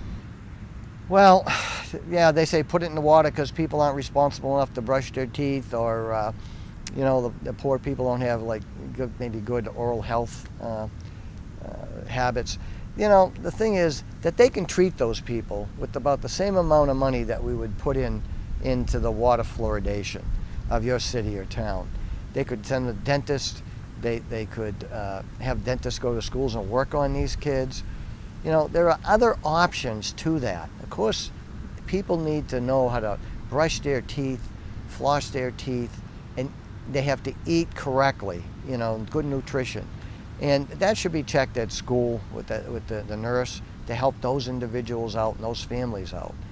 You can give them toothpaste. There's a lot of things you can do than fluoridating the water and having the whole community ingest this stuff. Yeah, I stopped counting because my wife gets too angry at me. I don't tell her anymore. I spent over $30,000 fighting this so far. And that includes copies, ads on TV, the radio, sending stuff out, traveling, doing a lot of different things. But let me tell you, I wouldn't change it. I'd spend $60,000 if I could. It's a fight that needs to be fought, and people have to stand up and fight against it. Like I was in the service in Nam, and my friends passed away. And I'm gonna let them down? No way. Well, of course you get angry, and there's one time I had to go before the city council. It was a big meeting. A lot of firemen were there and everything, but I got on about closing down fire stations. But the thing is, I was there and I said, look, this pediatrician who spoke about fluoride, he didn't tell the truth. As far as I'm concerned, that DR in front of his name means denial response, because this individual did not take time out to look at both sides of the issue, and he's pushing this toxin on us, and it's wrong, and I had to say something, and I went there and I said what I had to say. Of course, a lot of people were astounded that I would say something like that about a pediatrician within our community. But you know, you got to get angry once in a while and just tell them what you think. It's nice to be soft and bring the information to them, but sometimes you just got to tell them, oh, just like that. Denial response, that's all you know about fluoride. Just, you know, if the mantra is safe and effective, forget about it. You know, you got to get angry sometimes in a controlled manner and tell them how you feel. You got to get emotional about it sometimes, because if not, if you're monotone, they have to say you believe it, you feel it, it oozes from you. It's something that you're going to fight until you can't breathe anymore. Oh my God, yes, it has affected my family. Oh my God, my wife is upset. My daughter knows about it, and she's, in fact, I was holding signs one time with that fluoride sign. Fluoride's toxic, $2,000 should charge. I was holding signs by myself out, and one of her girlfriend's mothers picked her up, and they stopped at the stop sign right across from me. And the mother said, I wonder who that guy is. And my daughter slid down in the seat. She wouldn't say, that's my dad. So yeah, I guess I can embarrass, you know, she was younger then, and embarrass some people out there holding signs and doing this, because sometimes I might be the only one there, sometimes there might be 10 people there. But no matter who's there, you just have to stand up. You know, people have cursed at me from holding that sign. Some people said I'm stupid. All I say is collect the money, collect the $2,000. That's all I want you to do. Yeah, I mean, you get abused, but hey, that's what life's about, standing up for what you believe in and taking the abuse and doing the best you can with it. But standing up and being counted is important.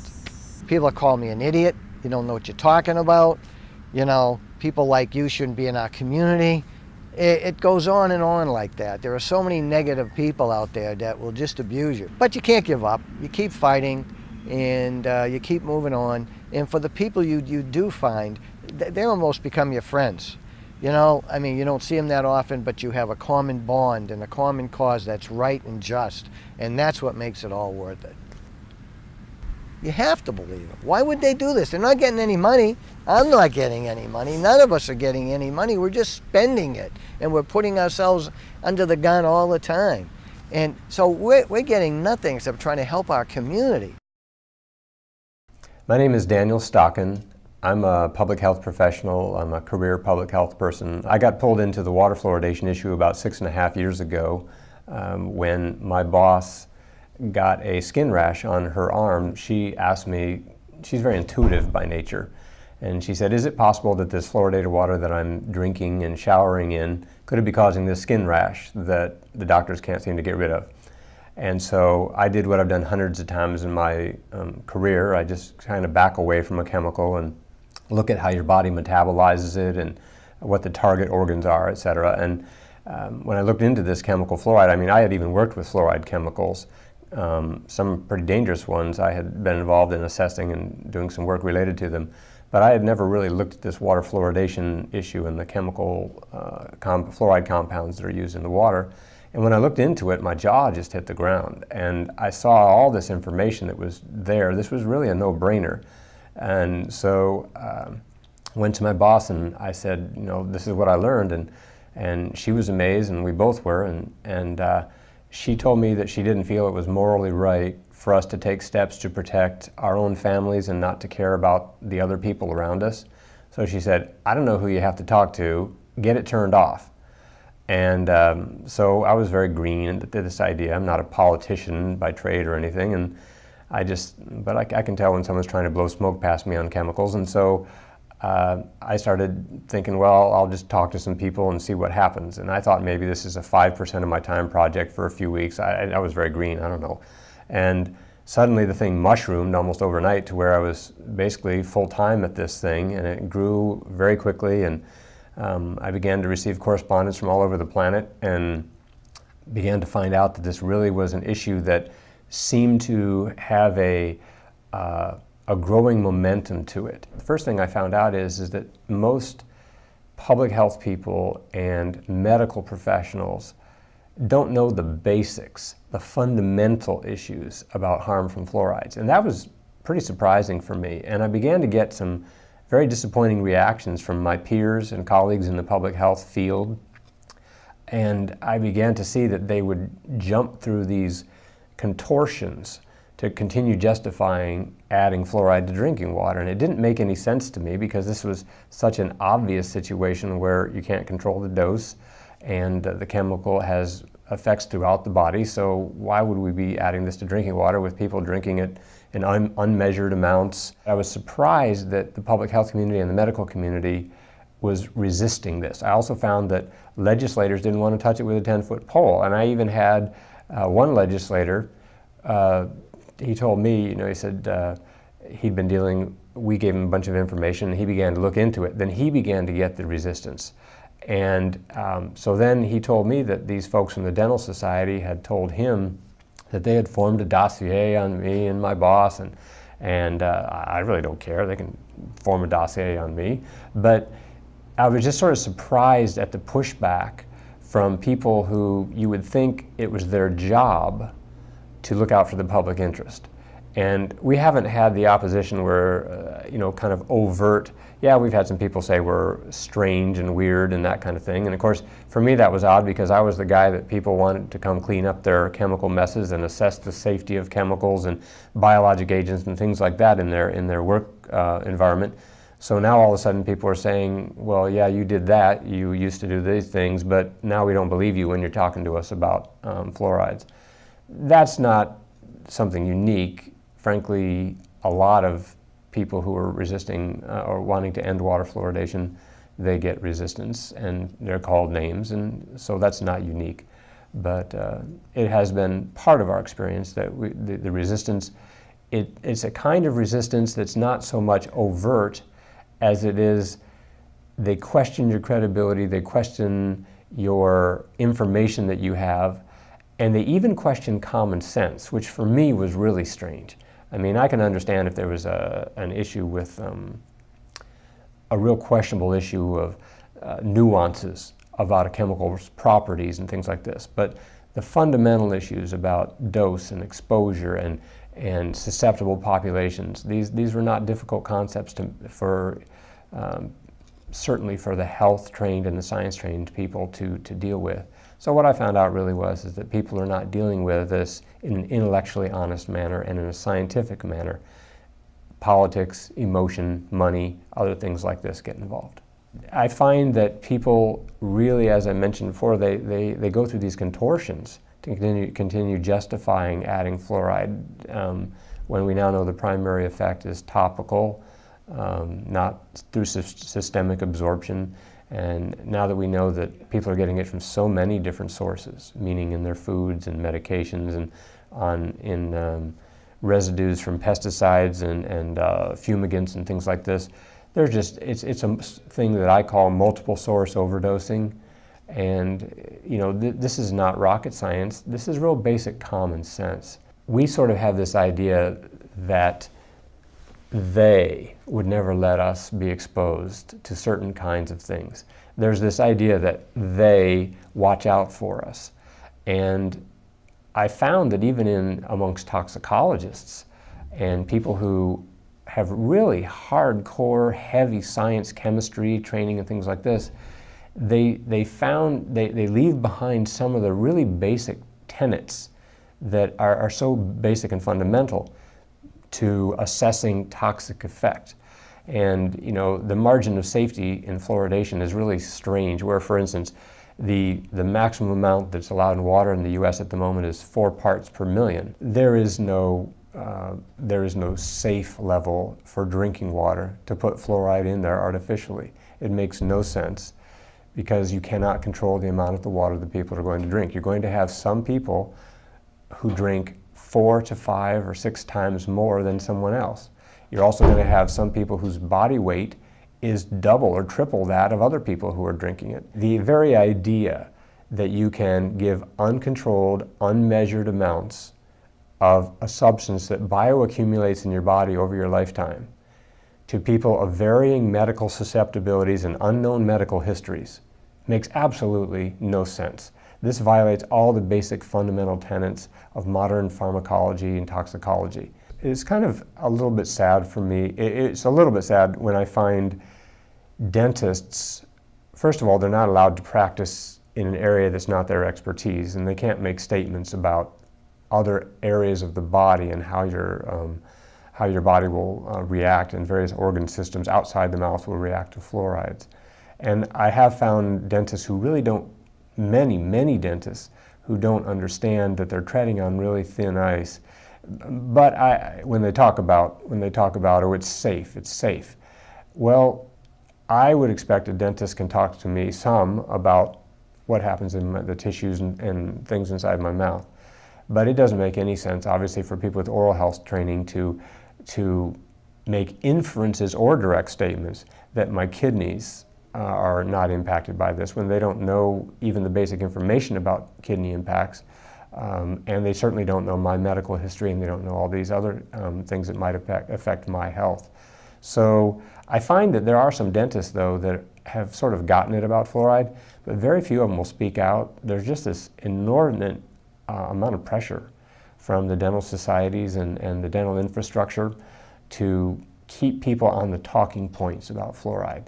Don't go beyond the talking points, and trust your dental society, trust the people, your peers and your grad school teachers. And it's very disturbing for me as a public health person, but I'm not a doctor, I don't pretend to be, but I can tell when someone's talking to me about issues of toxics assessment and chemical exposures.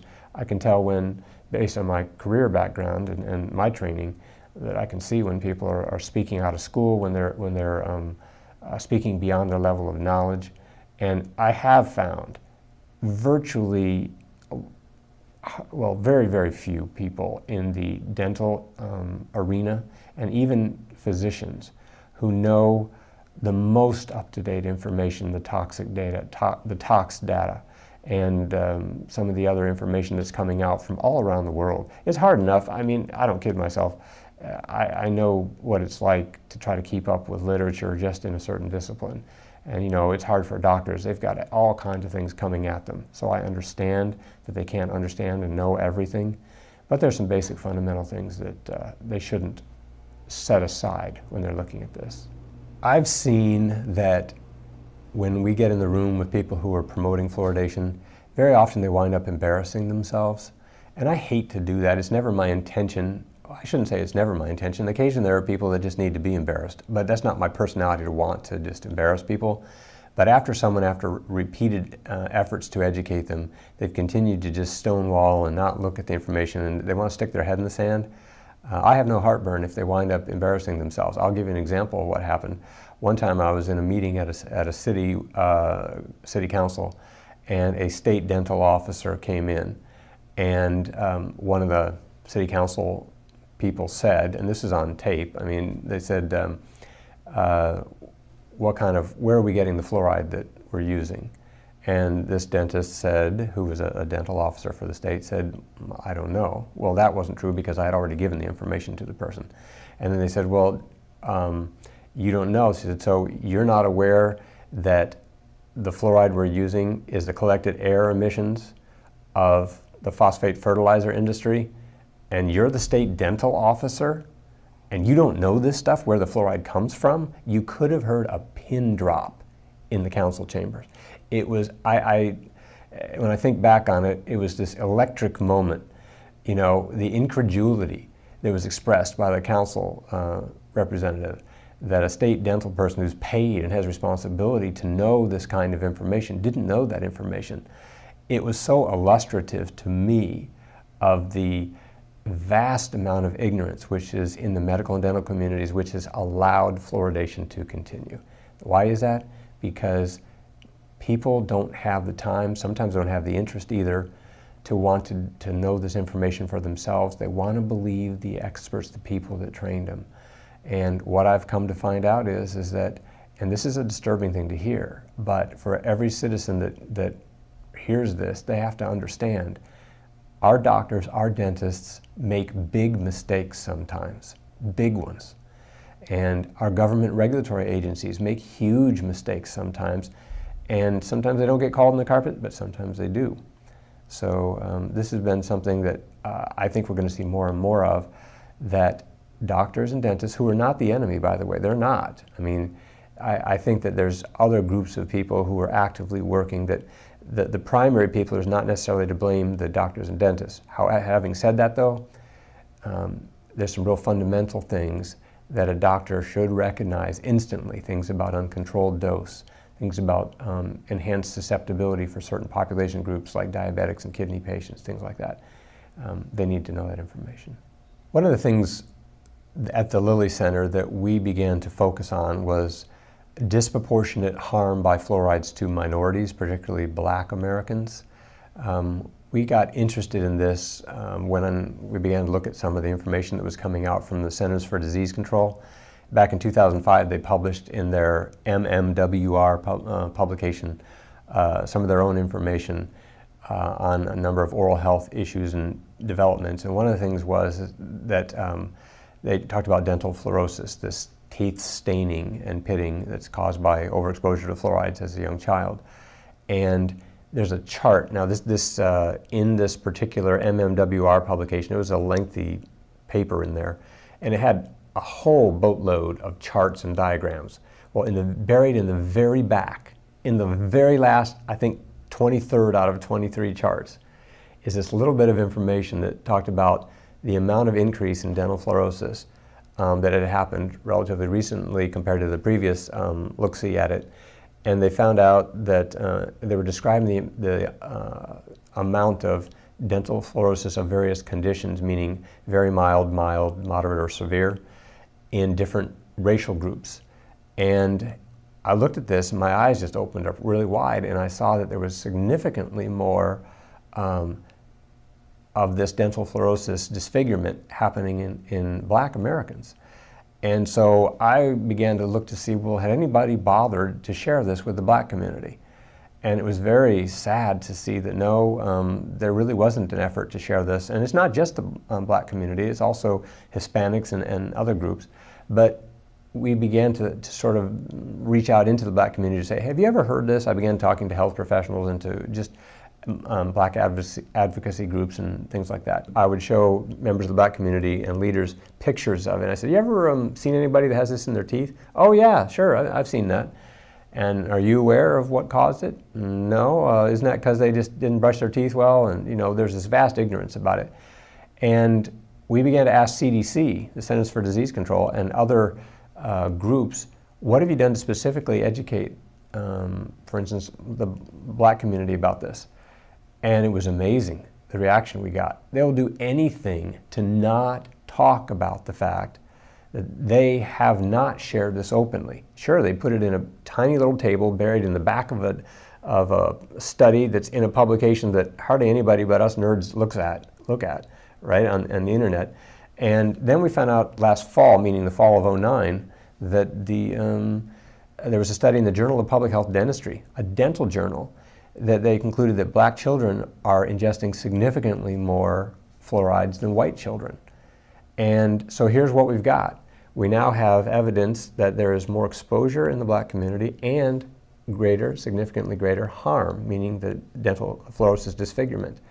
So you've got greater exposure and harm. A lot of people, and this is very sad, are so embarrassed and humiliated by what's on their teeth. They won't even allow us to take a picture of just the teeth and the lips. No identifying marks or anything, you know, above the lips or anything like that, or below the chin.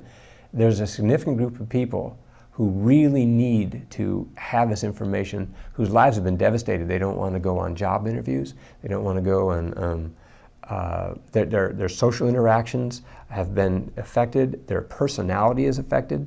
And it goes way beyond, of course, members of the black community. Anyone who has dental fluorosis, this can be an issue. But we began to find that there's other economic issues, and now that there's been an admission that making formula with baby formula with fluoridated city water, you know, that parents might want to rethink that kind of idea because it may cause dental fluorosis. That information really hasn't been shared with the black community, with the white community, with moms in general. It just hasn't. So one of our emphases has been to deal with the issue of harm to the black citizens. And also because we got involved in the kidney impact issue. We were involved in getting the National Kidney Foundation to withdraw their endorsement of water fluoridation. And the black community is, of course, disproportionately harmed by kidney disease. So this is another reason why issue of the news about harm from fluoride should be shared openly. Infant formula is, to me, a really important issue because many people, as we're sitting here talking right now, they go to their sink. They don't have resources to get unfluoridated water or to get an expensive home water filtration system. And there's plenty of single parents right now and others who are just economically disadvantaged and others who just don't get the information of all social strata. They go to their kitchen sink to fill up their, to use the water for their mixing their baby's milk formula.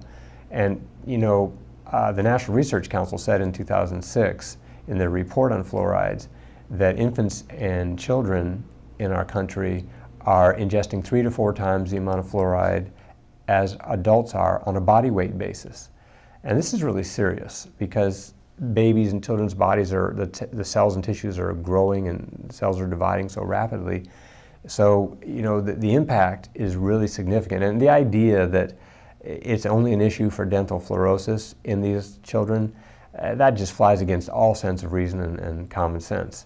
Obviously, the fluoride doesn't just touch their teeth-forming cells. It's going into their brain-forming cells and all throughout their whole body. So we found that this issue is something that is really important for moms, for caregivers, for child caregivers. There's just so many people who, grandparents, parents, who should have this information, but because the Centers for Disease Control buried the information on this obscure web page and didn't bother to issue a press release when they changed their stance. I mean, to say that parents may wish to, if they're concerned about fluorosis, they may wish to avoid the fluoridated water. That's really very disingenuous, and that's being kind in how I express it. These are some of the most vulnerable of our society, little babies whose entire lives from this point forward are being impacted by what happens as their body is forming. Who promotes fluorides and the use of fluorides in water fluoridation? At the beginning, when I started looking into this, I had certain ideas about who would be involved in this. There's obviously the people who historically have had interest in dealing with fluoride issues. You know, the manufacturers of certain manufacturing processes that had to deal with fluorides as a byproduct or inherent in what they were doing. But the issue of getting rid of the air pollutant emissions that come off of making fertilizer, phosphate fertilizers, and, you know, trying to turn something that's a liability, which going through a smokestack and landing on cows and crops and everything else around, you know, that was a liability. And now to be able to turn that into a marketable product, to collect it using these air pollution scrubbers, and then take that product and this liquor, if you will, and be able to, instead of having to dispose of it in a landfill, or instead of having to try to deal with the emissions issues in the air, to be able to sell it and basically just sort of disperse it into the public water system and into people's bodies. Talk about the ultimate way to take a problem and turn it into a positive, at least in terms of cash flow. And, you know, that's what occurred in this scenario. There's a lot of people who push fluorides for a number of different uses. And it's not just for water fluoridation. Obviously, it's used in oral care products and other things.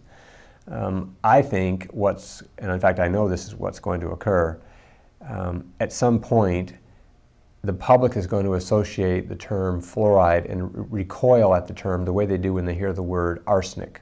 You know, you kind of think, ugh, when someone says the word arsenic. Well, you need to be thinking about fluoride that way because fluoride, because of its properties, it's a very dangerous chemical, certainly to be ingesting it over long-term and uncontrolled amounts. The future of water fluoridation is all downhill. This thing's going to collapse. Water fluoridation is a house of cards that is wobbling. It is going to collapse. It violates so many fundamental tenets of ethics, scientific study and practice, pharmacology, toxicology, and there's just a whole host of reasons, liability reasons and other things like this, to where it's obvious that water fluoridation is going to end. The only issue for me is how fast is it going to occur? There's going to be a lot of people who are going to be really, I think, concerned about their personal liability in this issue because many people knew better and they had the information and they didn't act. They allowed the pressures of their professional sort of societies and peers to cause them to compromise their morals, to compromise their scientific principles. And, you know, when the house of cards collapses, it's going to expose something that Americans maybe are not going to be real enthused about seeing. Because, you know, we as Americans, we want to believe that our doctors and our dentists and our public health system is really after our best interest. But when it comes right down to it, there's been an awful lot of influence exerted and money passed through, back and forth through sometimes legitimate channels.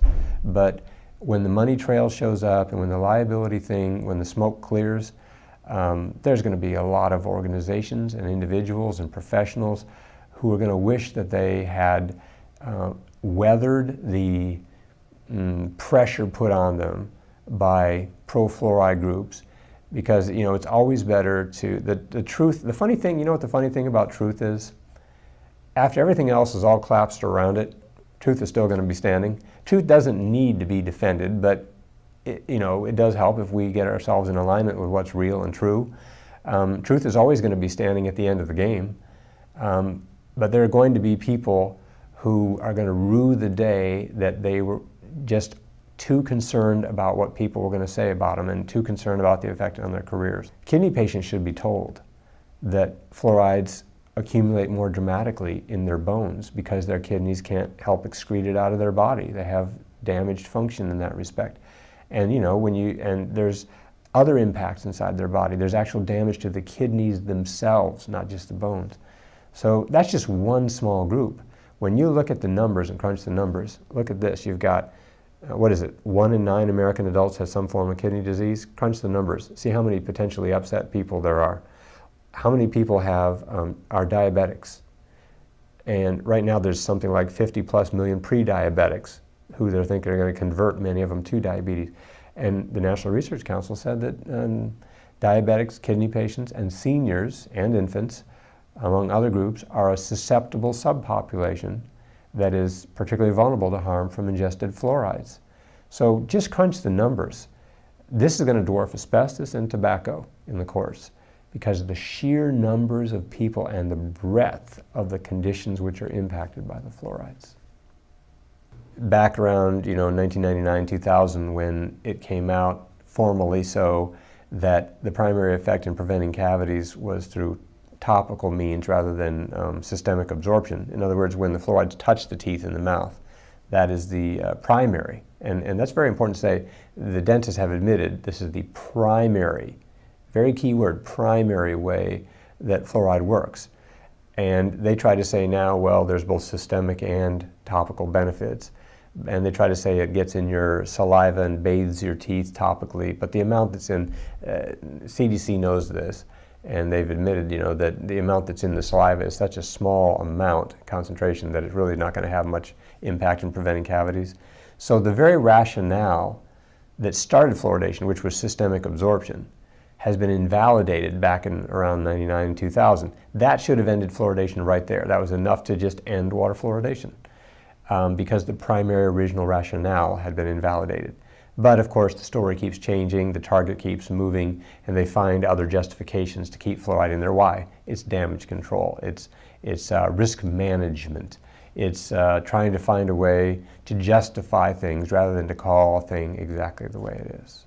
When I began to look into this to see the history of how water fluoridation began, I began to look to see what was the breadth of the types of studies that were done that justified the addition of fluoride into drinking water. And I began to find out that there was virtually no look-see at long-term low-dose effect on kidneys. No one had looked at thyroid and formally studied that, if thyroid impacts.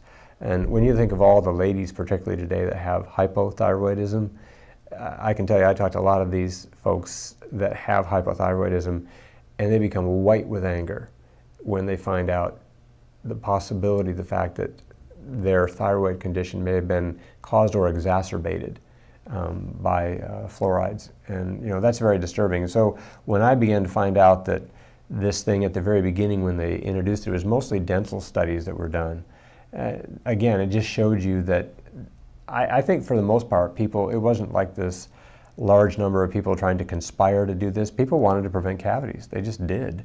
And they had good intentions. The vast majority of people had good intentions. But that doesn't justify the fact that they did not look at whole body impacts and brain impacts. The National Research Council said in 2006 that more studies are needed on how fluoride impacts the human brain.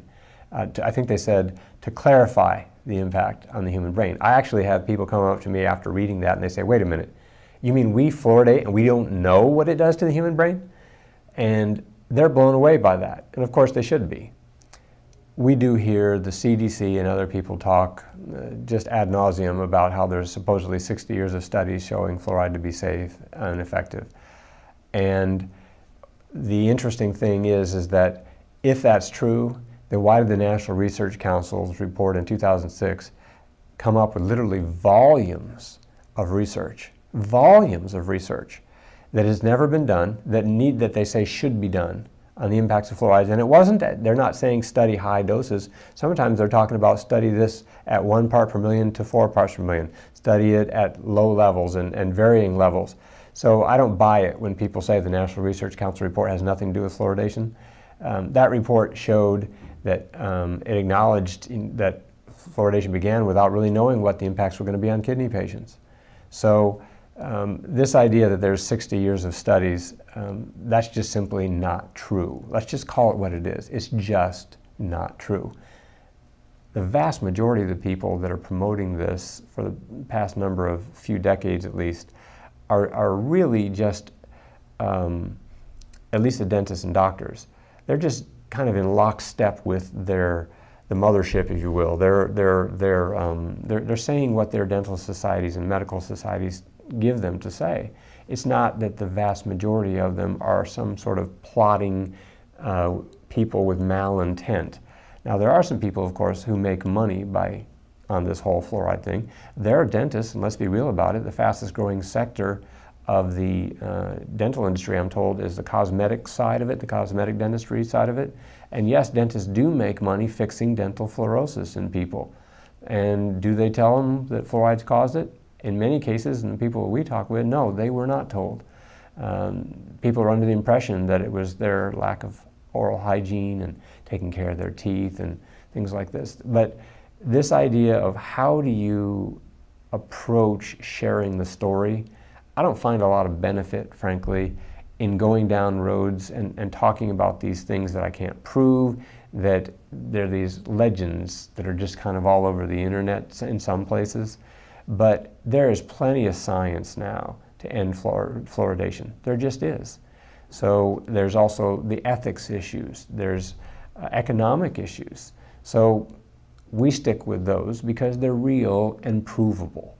And I just encourage people to stick with the things that don't get you labeled, needlessly so, as somebody strange. I mean, look at me. I mean, I'm one of these people that dealt with radioactive materials, biologic agents, chemical hazards.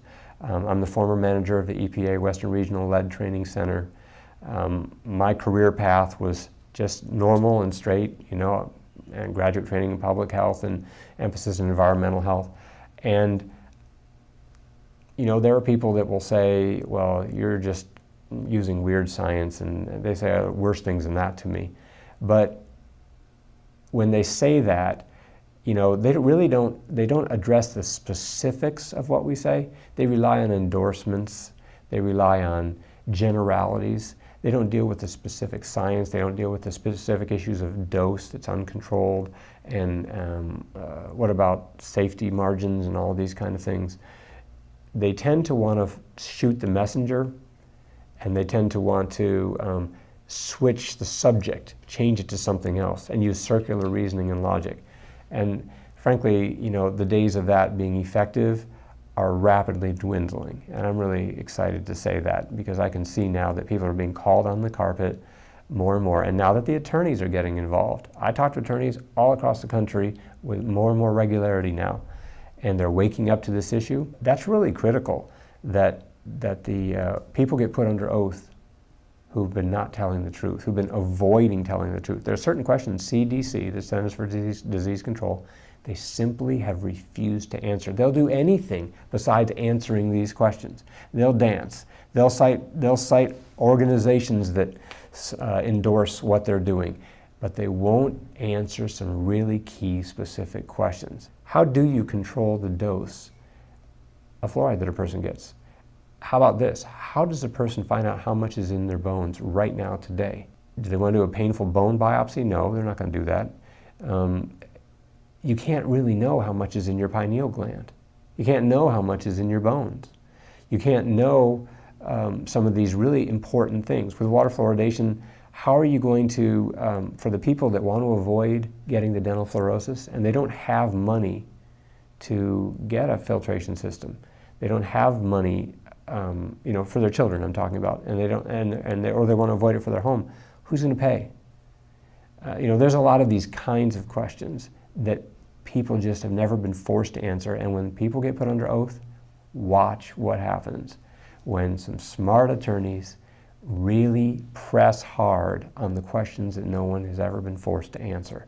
I think this moment today, and as we're talking here, this is mid-2010, and what's going to happen? I think we're going to see a real acceleration of bad news about fluoride.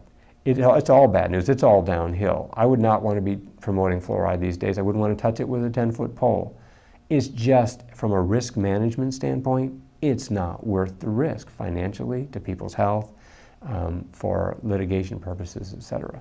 The Lilly Center is a very small public health training firm, and we got pulled into it just because of this health impact that had happened to my boss. She believed in this so strongly that she mortgaged her house. And that's, you know, we're not backed by some big corporation or anything like that. I maxed my credit cards, she mortgaged her house. And we began to just talk to people to see who it was, to educate ourselves, to find out who had the authority and the power to bring change. And we found out that there was this sort of chain of deferred authority all over the place, that no one really, this is a hot potato, no one wanted to be the one who sort of stood out first on it. You know how politicians, they don't want to get on board a train until they see which way the train is heading? That just irritates the heck out of me when they're supposed to be serving the public good. And we began to find out that many politicians just don't have a spine. They don't have morals. And so what we found out is we've just been, our approach is kind of very really, it's been to follow our intuition. I find in my life that even though I have all this scientific training, that my gut, my intuition, is really the way to sort of steer how we go. That's how we got into this issue of kidneys and impact on kidney patients, and look what happened. We had, you know, the National Kidney Foundation removed their endorsement. My boss said to me one day, she said, we really need to reach out to the black community. It's important to do that. She's not a member of the black community, but she just felt that inside her, intuition said that. So we did, and suddenly all these doors began to open. We began to talk to all kinds of really interesting and neat people in the black community, and we began to get endorsements towards ending fluoridation. I have letters from a very broad spectrum of influential people in the black community. This is something when people can see it. It's really crucial to be able to physically, visibly see the impact of fluorides. Otherwise, fluoridation and fluorides can sound kind of dry and abstract. It's just this chemical, you know, people's eyes can roll back in their head when you start talking about chemicals. When we began to actually say, hey, let's start talking to people, show me your teeth, and, you know, looking at people's mouths when they were talking to us, you know, striking up conversations. Yes, there's a lot of dental fluorosis that's out there. We think that as more and more people find out about this, and they find out the costs that's going to take to fix their teeth. You know, if you get teeth veneers, I'm told that by a friend who's a cosmetic dentist that it can cost $100,000 over your lifetime to keep replacing these things about every 10 years or so. It's a real impact, and it affects people's personality development, their social skills. I had a young lady, she was so candid with us. Just so candid. She said, you know, this is just going to break a lot of people's hearts if this continues, because she talked about how it had impacted her. And my heart just went out to her. I know there's plenty of other stuff that we all have to deal with, you know, in life here. But this is something this is a no-brainer. We need to end water fluoridation. I'm Albert Bergsteller, Professor Emeritus of Chemistry at the University of Kansas in Lawrence, Kansas.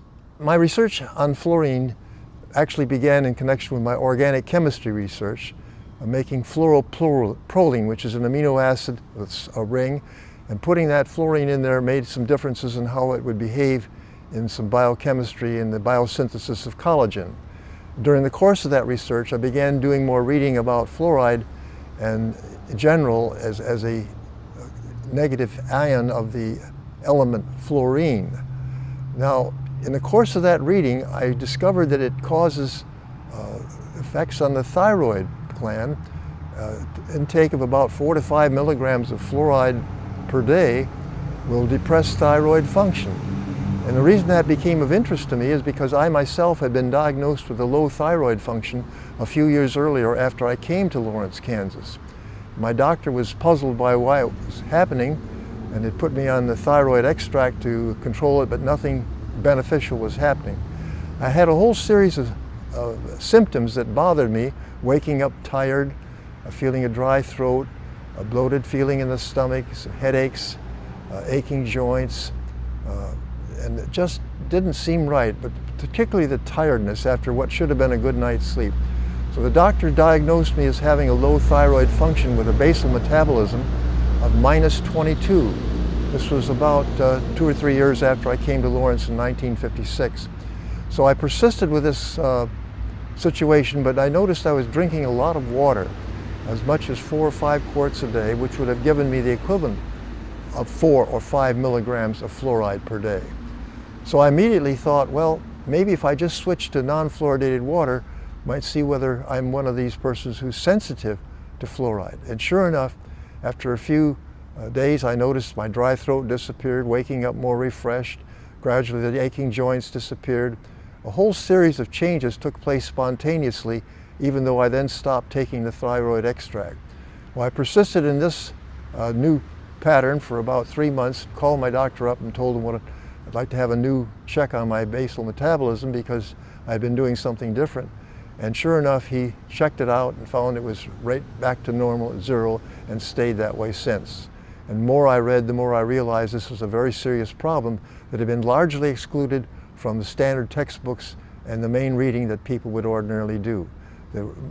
At that point, I had thought fluoride was perfectly safe, was definitely beneficial, and from all the further reading of the literature that was excluded, I saw that was not the case. I also found that fluoridated toothpaste was causing mouth sores, and they disappeared when I switched to non-fluoridated toothpaste. I started reading papers by Dr. George Walbot, who was an allergist in Detroit, who had made discoveries himself on reversible toxic effects of fluoride back in the early 50s, and had published quite a bit, but most of it had been excluded from the mainstream purview and the public health literature. So it was in the course of meeting him after I discovered my own problem in 1965 that I got a chance to work with him on the journal he founded called Fluoride, the publication that became the official quarterly journal of the International Society for Fluoride Research. And I've been connected with that ever since. And in 1998, I became the editor when the late Dr. John Colquhoun was unable to continue it. From the very beginning, we'd hoped that we would get the journal Fluoride covered or indexed in PubMed, which at that time was known as the Index Medicus, and then later became Medline, which is kind of a source of all of the major biomedical journals, some dealing with environmental problems, but it's a broad spectrum of coverage of journals all over the world to give the titles and the authors, and the person looking at that will be able to feel that he's covered the major important literature of the world. Well, it turned out that fluoride was a little bit too much for them to take, and they excluded it from PubMed on the grounds that it was not a mainstream science or whatever reason they wanted to give. Subsequently, we had our board of editors, distinguished scientists all over the world, writing to them asking to get it into PubMed. They continually refused. And then a few years ago, Dr. Spittle and I made out a more formal application that they had kept changing the ground rules for getting in. And we submitted that, and the review committee said, well, it was about of 100 and some journals, we were not high enough up to get accepted. And that, of course, was kind of funny because they wouldn't give us the reasons or anything. They then said, well, we'll have a collateral review, which is a secondary review of that. We'll have 3 members of that, and you can nominate some people for that, and we did.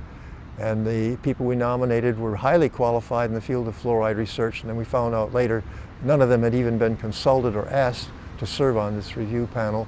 And the new report came out with some very specious reasons for rejecting fluoride, such as, well, you refer to too many papers in your own journal, which would be expected. There wasn't a proper protocol for doing fetal research, and that research was done in other countries, so the protocol would be different. The animal studies were not in enough detail. Well, they were well-known procedures for studying rats, and we followed all those. The human studies did not reach proper endpoints. Well, they were described in great deal. So the whole thing was nothing but a sham to say that those are valid reasons to exclude it.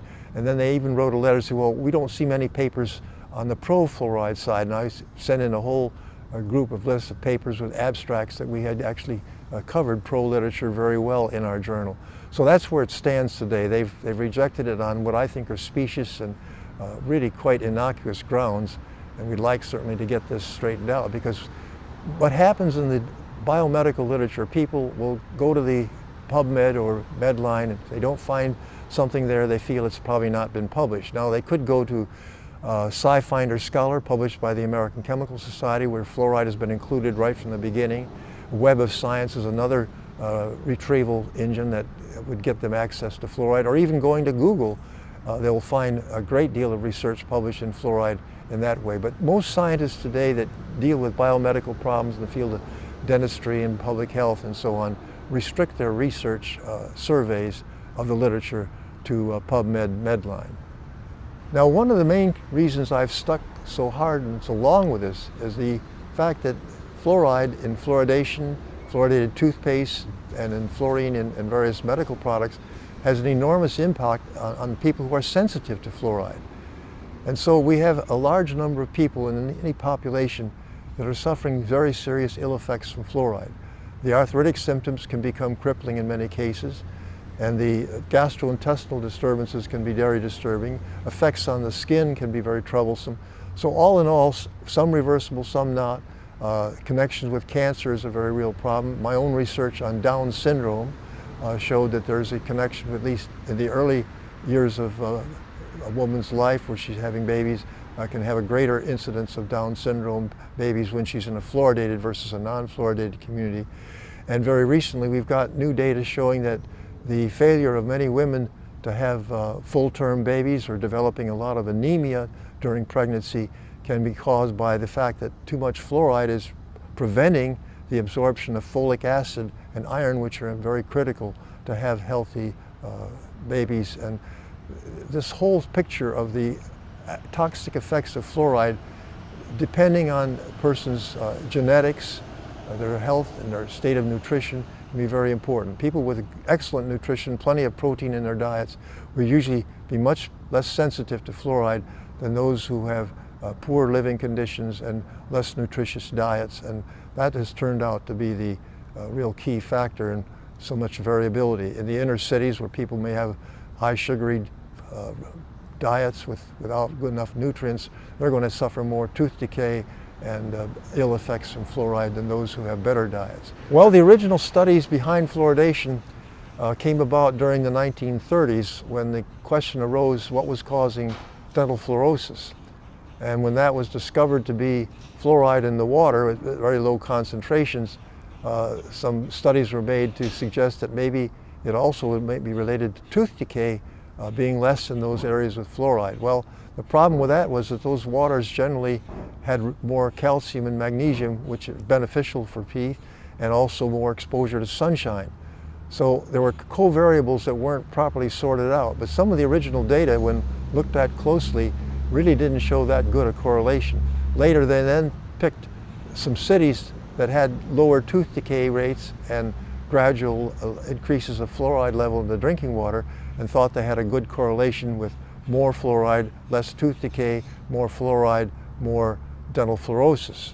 The latter correlation holds up all over the world. More fluoride, more dental fluorosis. But the correlation between more fluoride and less tooth decay has not held up. Well, Grand Rapids was my hometown. I grew up in Grand Rapids in early 1930s and went to high school there, and we had examination of our teeth when I was in my senior year because they started fluoridation in Grand Rapids in 1945. And what was done there was examination of the children in all the schools. I think there were 26 or 20, no, there were 78 schools, that's what it was. And they're a very large population. Well, to follow that up would have been rather unwieldy, so they cut it down to about 26 schools or so. And for the following years, they then kept a record of how the tooth decay went from year to year. Muskegon, Michigan, which also uses Lake Michigan water as Grand Rapids did, was supposed to be the control. But at the same time, the tooth decay in Muskegon without fluoridation was going down just as it was in Grand Rapids. And when they look more closely at, when one looks more closely at the Grand Rapids data, it turns out that all of the tooth decay essentially went down the first year by that selection of a smaller number of schools. And there was no real progressive decline in tooth decay at all in Grand Rapids. And so that whole study was really not successful as a real science. Well, I think that when it first began with the rosy prospects, they were pushing it. But after, I think, 10 or 15 years, when they saw data indicating it was not working, it should have been stopped.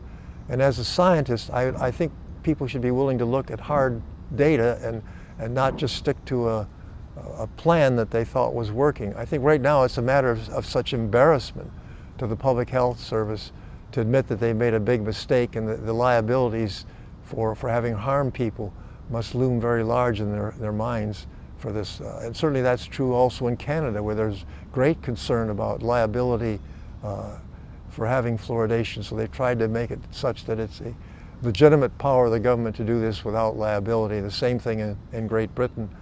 But in the English-speaking world, there seems to be a resistance to modifying or changing, although there are places now where they're trying to cut the levels back to lower intakes, to kind of a modification of a withdrawal from fluoridation.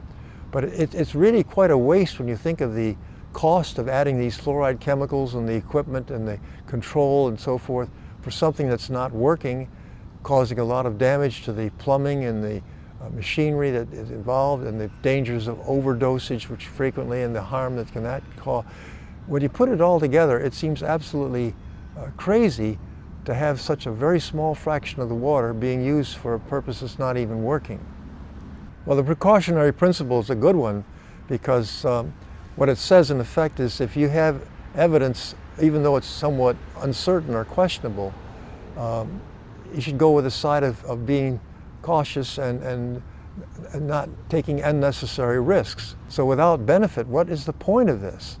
That's the part that really seems very disturbing now, when we can show that their claims of benefit are faulty and there's not much real benefit from fluoride in reducing tooth decay. Furthermore, from the standpoint of mechanism, getting fluoride passing over the teeth in the drinking water is such a low concentration it can't possibly affect the enzymes on the teeth and so around the saliva and whatnot. So the question is, how is it working? Well, they're saying it promotes remineralization of the teeth from the calcium, magnesium, and phosphorus, particularly calcium, phosphorus in the saliva. Well, that's very questionable with that short passage time, and then other studies have shown that it takes a lot longer time of contact for that to actually work that way. Once the fluoride from the water gets in the body, then there's a whole series of bodily reactions that take place that are very unsatisfactory. So altogether, from a mechanistic standpoint, it's not good. Have I felt marginalized as a scientist from opposing fluoridation? Not really at the university, because we've got a more open-minded group. My colleagues in chemistry have understood that I wouldn't be opposing fluoridation without sound scientific reasons. So there's been no problem from that standpoint. But from the standpoint of the dental people, the public health people, certainly. At one time they even approached the chancellor to have me silenced at the University of Kansas. But after he saw my research, he said there's no point in even going into this, because obviously Dr. Bergstaller has looked at this very closely and does not have any reason to be silenced for what he's done. Well, I've been in a number of forums and confrontations with the proponents, and generally speaking, they avoid getting into the specific scientific details. They rest their case on the endorsements of the American Dental Association and the various public health associations and so on. So when you ask them what's the basis of these endorsements, they say, well, they've looked at it carefully and so forth. And they say, well, how do you know they have? Well, they don't know that. And you say, well, the current evidence, their endorsements are out of date, in other words. So my experience is that they're resting on what was said and proposed some 50, 60 years ago, and since then they've not been able to update it with sufficient evidence scientifically to back it up as being safe or effective. Well, it's preserving their own position, and it's very difficult for people to retract something they've told the public it works, and now it's difficult to go back on that. I have sat down on a more individual basis with some of these proponents and presented evidence, and the net result is they say, well, I'll have to see more evidence and see it confirmed. I want to have more proof. And I said, well, how much proof does it take if it gets confirmed over and over again in different places over the years? Their problem is that they want to see it confirmed more in the United States. Well, in the United States, one cannot get research funding from the government that might question fluoridation. In the same way as true in Canada and England. The people who are finding all these negative results, generally speaking, are in Japan, China, India, the Middle East, Africa, and so forth. And so those countries don't have that restriction on funding to find out more about how fluoride actually works and what it's doing. Fluoride will interfere with various enzymes very dramatically at different concentrations And that's where probably a lot of the harm comes at the biochemical level. Getting into the stomach, there's enough acidity in the stomach to convert the fluoride ion into HF, hydrogen fluoride, which is very tissue irritating and penetrating, and also then causes the prevention of a lot of the absorption of necessary nutrients. The fact that it locks up in the bones, the insoluble calcium fluoroapatite, and depending on what stage and what point that's happening, it may have some adverse effects, creating brittleness in the bones, less tensile strength, and so on. And then in the teeth, of course, as the enamels being formed, this irregularity of the enamel formation, the presence of fluoride can cause the enamel fluorosis, which is staining of the teeth, which is very deep and very hard to bleach out, and so on. The other side of the coin is neurological effects, the effects on the central nervous system in the brain during early fetal stages, to causing a lower IQ, attention span deficits, visual acuity problems. So all of these things, a broad spectrum of effects of fluoride once it's in the body, from the standpoint of the muscular, the neurological, the skeletal, and so on. The Grand Rapids study was probably done as a demonstration to show that what was present naturally in places that they had looked at, Colorado and Texas, where they thought they saw less tooth decay, would be a demonstration. And they also did the similar experiment at the same time up in Newburgh, New York. So Grand Rapids, Michigan was a kind of a pilot study and was not felt to be an experiment entirely. They thought they had enough basis from natural fluoride so that they imitate that level at 1 part per million, they would see the benefit. And at that time they were actually using sodium fluoride, not sodium silicate fluoride, which is quite a bit different from the standpoint of its biochemistry, or hydrofluorosilicic acid, which is widely used today. Well, I think they started off with good intentions, but as soon as they saw that the effects were not what they thought they would be, they should have called a halt and said, let's re-examine what we're doing. But I think the public in Grand Rapids was deceived in thinking that it would be absolutely safe on the basis of limited studies of natural fluoride areas, and that I think proved to be quite fallacious. How long will it persist, and when will we see the end of it? Quite frankly, I'm not sure I'll even live to see the end of it, because I'm 82 years old now, and it's hard to know how much longer they can hang on with this. But if they can keep up their wall of censorship for another 5 or 10 years, it probably can persist, because the promotion is still going strong and heavy, and people in city councils and legislatures are still being convinced that it's safe and effective, and that those who are opposing it really don't have much evidence, and so forth. If they could break the barriers of communication, then I think it could end very quickly.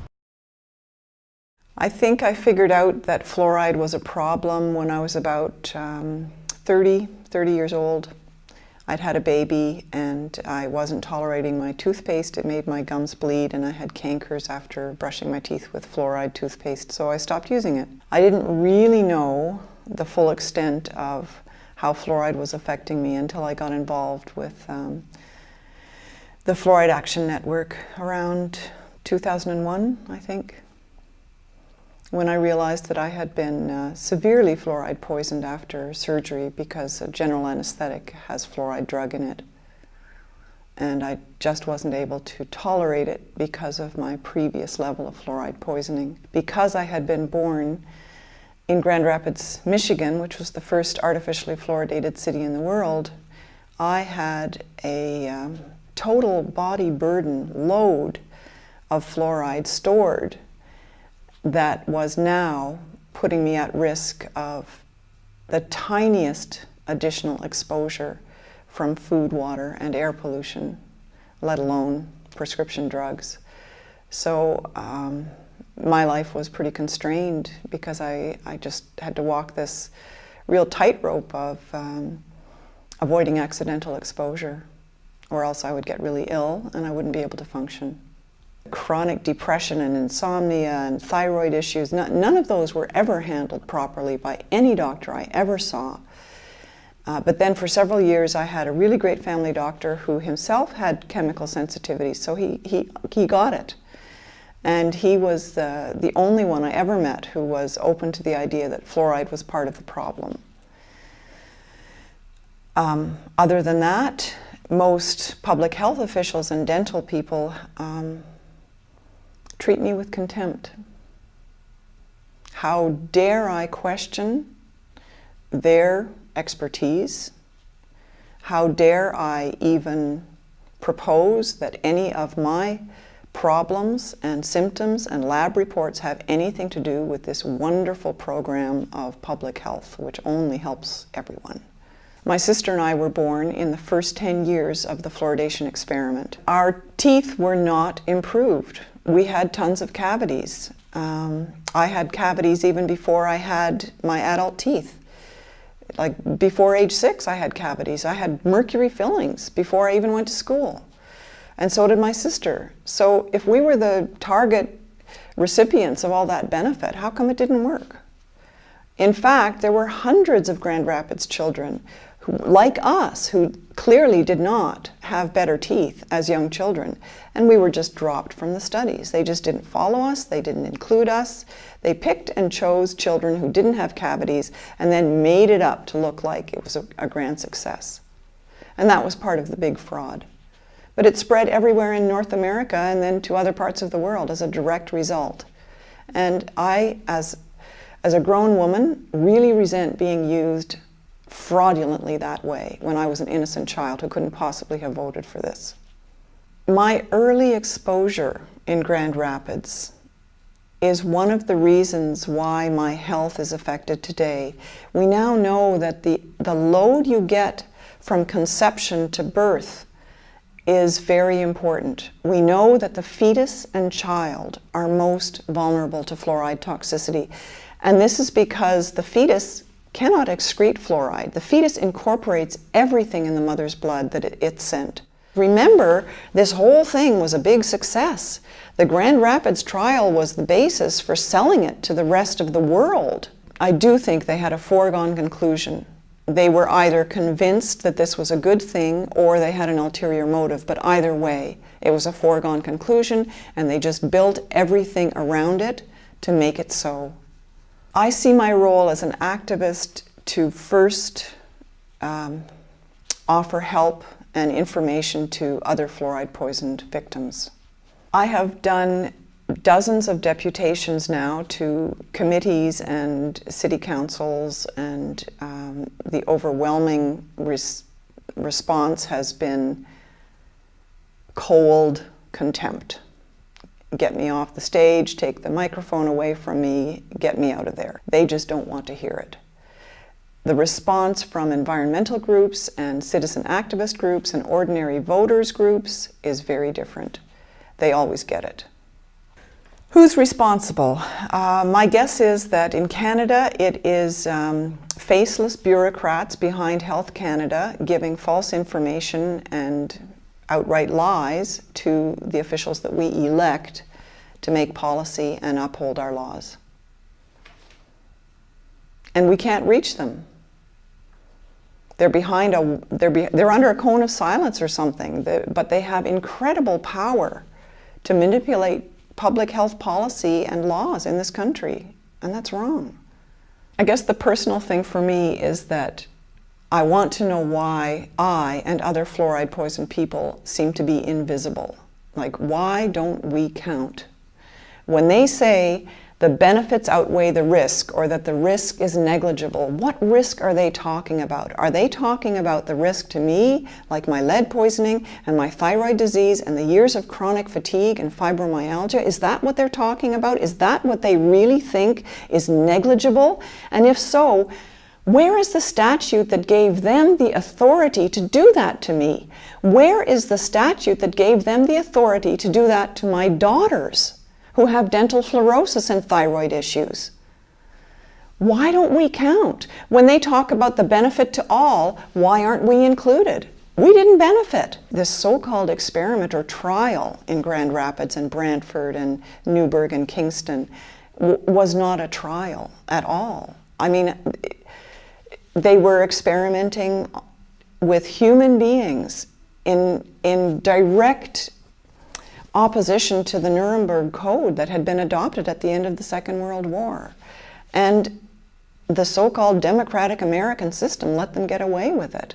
And so did the Canadians, and so did the Irish, and so did the Australian, and so did the South American. All these so-called democratic states and countries did one of the most undemocratic things to its people that you could ever possibly do.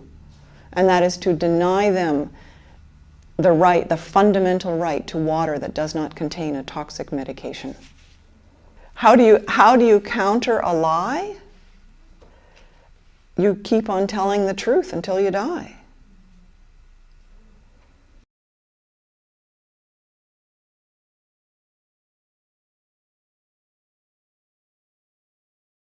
Fluoride is this sacred cow, not to be touched. It's like mom's apple pie and all American good and safe, and you don't question fluoride.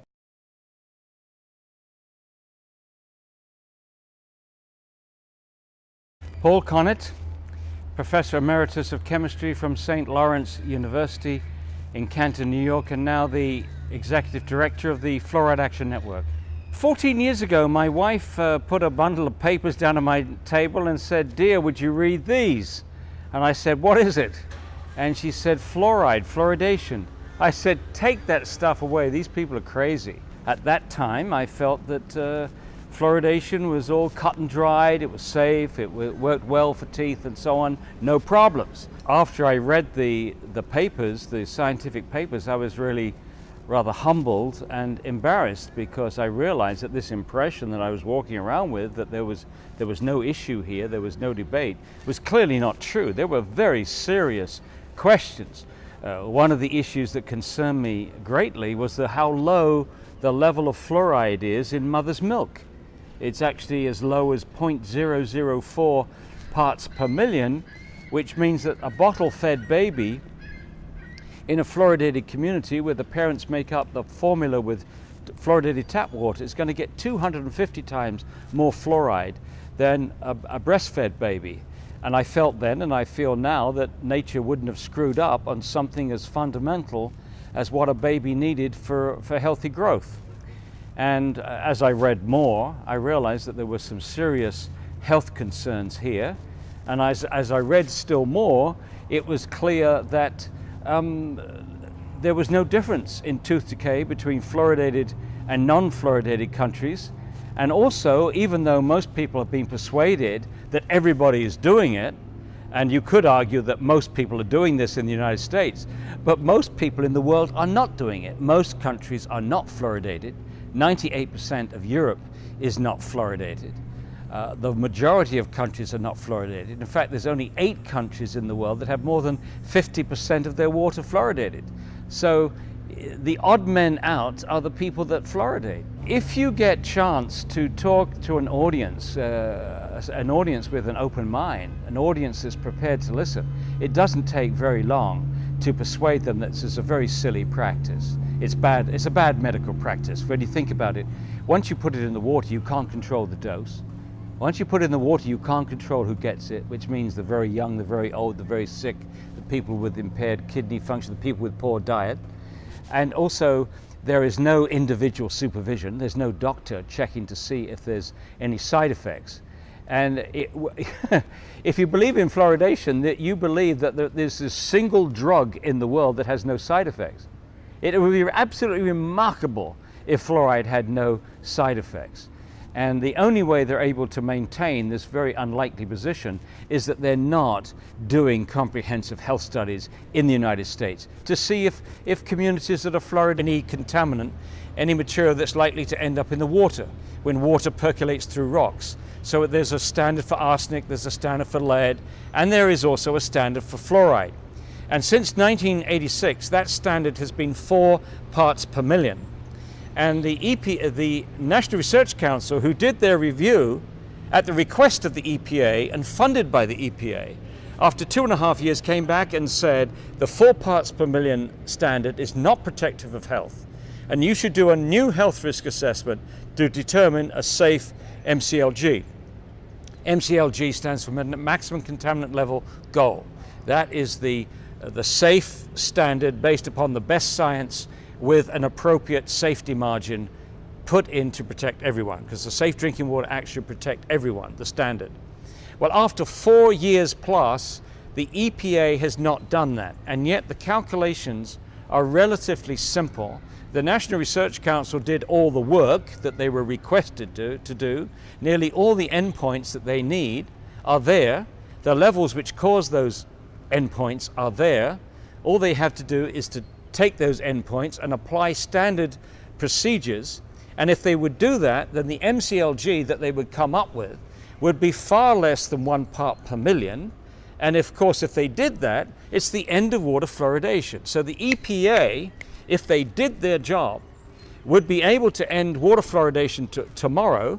But you can imagine in Washington, if that happened, it would be like a volcano from the US Public Health Service. So right now we believe that the US Public Health Service is trying to keep the lid on the EPA to not, or delay and delay and delay that final determination of the MCLG.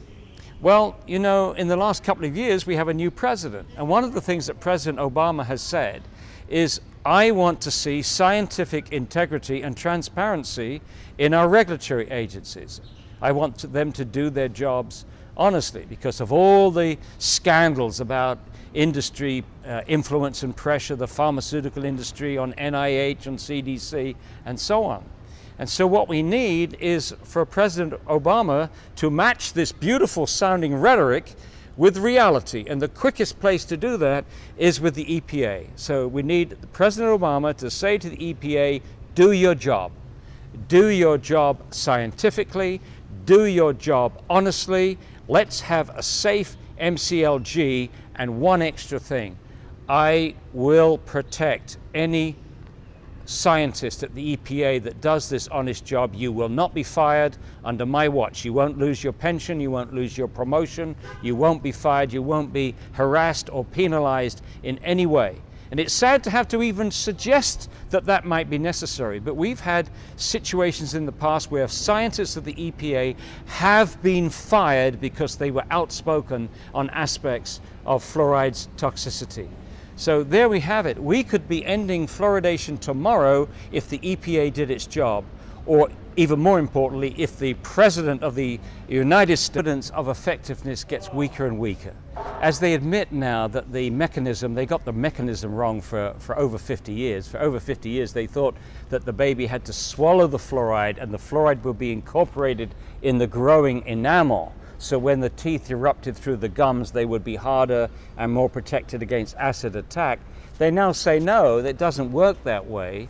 It works topically, it works from the outside of the tooth. So they've changed the mechanism. Well, as this evidence for lack of benefit and the evidence of harm gets stronger, they seem to want to fluoridate more. They seem to, right now, they want to introduce mandatory fluoridation in Oregon, in Pennsylvania. They've talked about Massachusetts. They've just got it through Louisiana. They've just got it through Nebraska, mandatory fluoridation. In Australia, they've just got mandatory fluoridation through in Queensland. In Victoria, they're forcing it on communities without even giving them a chance to vote on it. And it's puzzling why they continue to promote this so aggressively. And a lot of people have asked, you know, where's the money in this? Follow the money. Well, it's difficult, you know, which there are many industrial interests that use fluoride. They may be worried about liability. We have sugar interests. They've always wanted to reduce tooth decay without reducing sugar consumption. So for them, fluoride was the magic bullet. We have the pharmaceutical industry and others using fluoride in dental products. They may be worried about liabilities. The American Dental Association may be worried also about liabilities because they've endorsed these fluoridated products, and if it's shown that fluoridated water causes problems, then all these other products are also liable.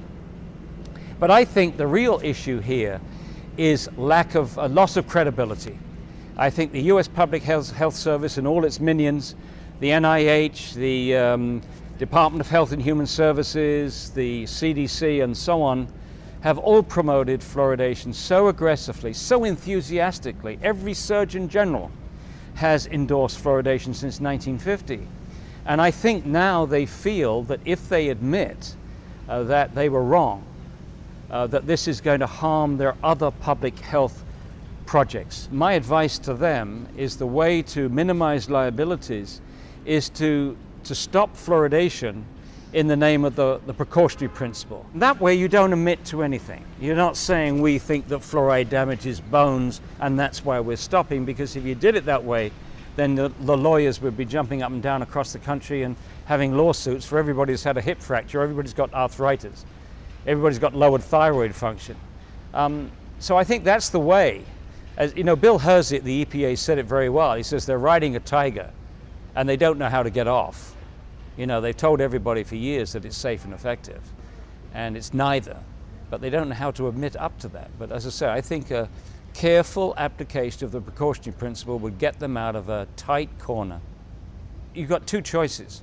Either they're aware but they're frightened of telling the public and admitting this, or they're totally, utterly incompetent. They can't read. I mean, all you've got to do is to read the literature. The open literature, there's a lot on fluoride's damage to the bone. There's a huge amount of literature now on fluoride's damage to the brain. And incidentally, there is no argument about fluoride's ability to damage the body. It's a known highly toxic substance. Millions of people worldwide have had their bones wrecked and other tissues impacted by natural fluoride. We've known forever that it interferes with enzymes, interferes with other aspects of biology and biochemistry.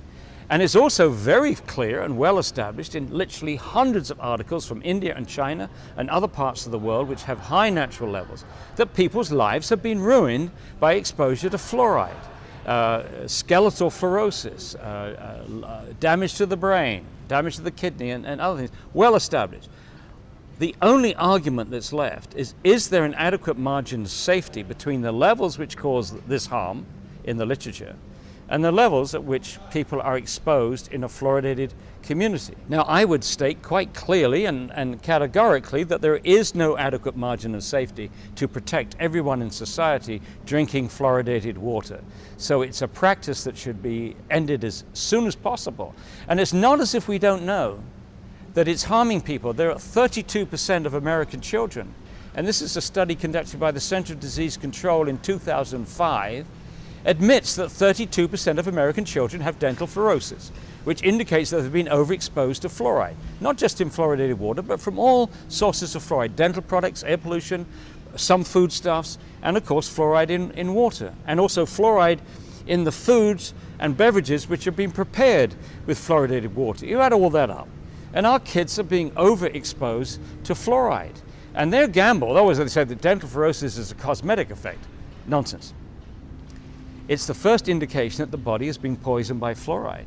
And the open question is what other tissues have been damaged. You know, as far as thyroid function is concerned, doctors in Europe between the 1930s and the 1950s used to give patients sodium fluoride tablets to lower the activity of the thyroid gland. What's it going to do to somebody who's has normal thyroid function, or someone who's already got low thyroid function or borderline thyroid function? I think it's reasonable to suggest that it could make things worse, and yet they're not looking at that. It's reprehensible, it's irresponsible, but it all goes to point to the fact that right now they're more interested in protecting this policy and their credibility than they are interested in protecting the health of the citizens of this country and the other citizens in other fluoridated countries. The EPA has no jurisdiction per se over water fluoridation because they don't have any jurisdiction over the additives, the chemicals added to water. That comes under the National Sanitation Foundation, a private entity, would you believe. What the EPA does is to regulate pollutants or contaminants of the water. They set a safe standard for it. Are experiencing greater health problems? Are they experiencing arthritis? That's important because there is an increase in arthritis in the United States, and we know that the first symptoms of fluoride's damage to the bone is just like arthritis, pains in the joints, in the bones themselves. Another thing that's associated with fluoride is lowered thyroid function. Again, we have a huge epidemic of underactive thyroid gland in the United States with symptoms like lethargy, chronic fatigue, depression, obesity, and so on. All of these things are all around us, but nobody is checking to see if there's any relationship between people drinking fluoridated water their whole lives. By the way, that's another reason why fluoridation is so preposterous. You are giving a drug to people for them to drink every day of their lives for the rest of their lives. I mean, it is, quite frankly, it's one layer of preposterousness on top of another. And to top it all, to make it a very clear case of bad medicine, you're not giving people informed consent. You're allowing a whole community to do to everyone what an individual doctor can do to no one. An individual doctor cannot force a patient to take medicine. They are required to tell them the benefits and the downside, the side effects. And once the patient has heard these, then they are supposed to make up their own mind. We haven't given our consent to this. To me, it's the height of arrogance. We are meant to believe that just because they put on a white coat and tell you that they're the experts, that we have to take this medicine. It's absolute nonsense. And the other thing which is preposterous about this is a dentist has skills on teeth. We go to dentists for them to drill and polish and do other things with our teeth. Those dentists are not trained. They're not specialists in the brain, in the bone, in the thyroid gland, in the lung, in the kidney, into hypersensitivity, into margin of safety analysis, into risk assessment, in toxicology. They don't have any of the skills which will enable them to go to the public and say it is safe. They haven't done the reading, they don't have the skills. It's, as I say, it's the height of arrogance. The Centers for Disease Control and Prevention only has one division involved with the fluoridation issue, and this is the Oral Health Division. About 30 staff. If you look at their qualifications, they're nearly all dentally trained, and their function is to promote fluoridation. It's been the policy of the US Public Health Service to endorse fluoridation and promote fluoridation since 1950. And all they're doing is to promote it. And they do it very aggressively. They send their personnel to state legislatures and support mandatory fluoridation. So they're very aggressive and enthusiastic about this practice, and they promote it. And therefore they have a huge conflict of interest when it comes to a question of whether this practice that they have promoted for 60 years, whether they have a conflict of interest when they tell you that the process is effective and safe. This is what is very peculiar, because as the evidence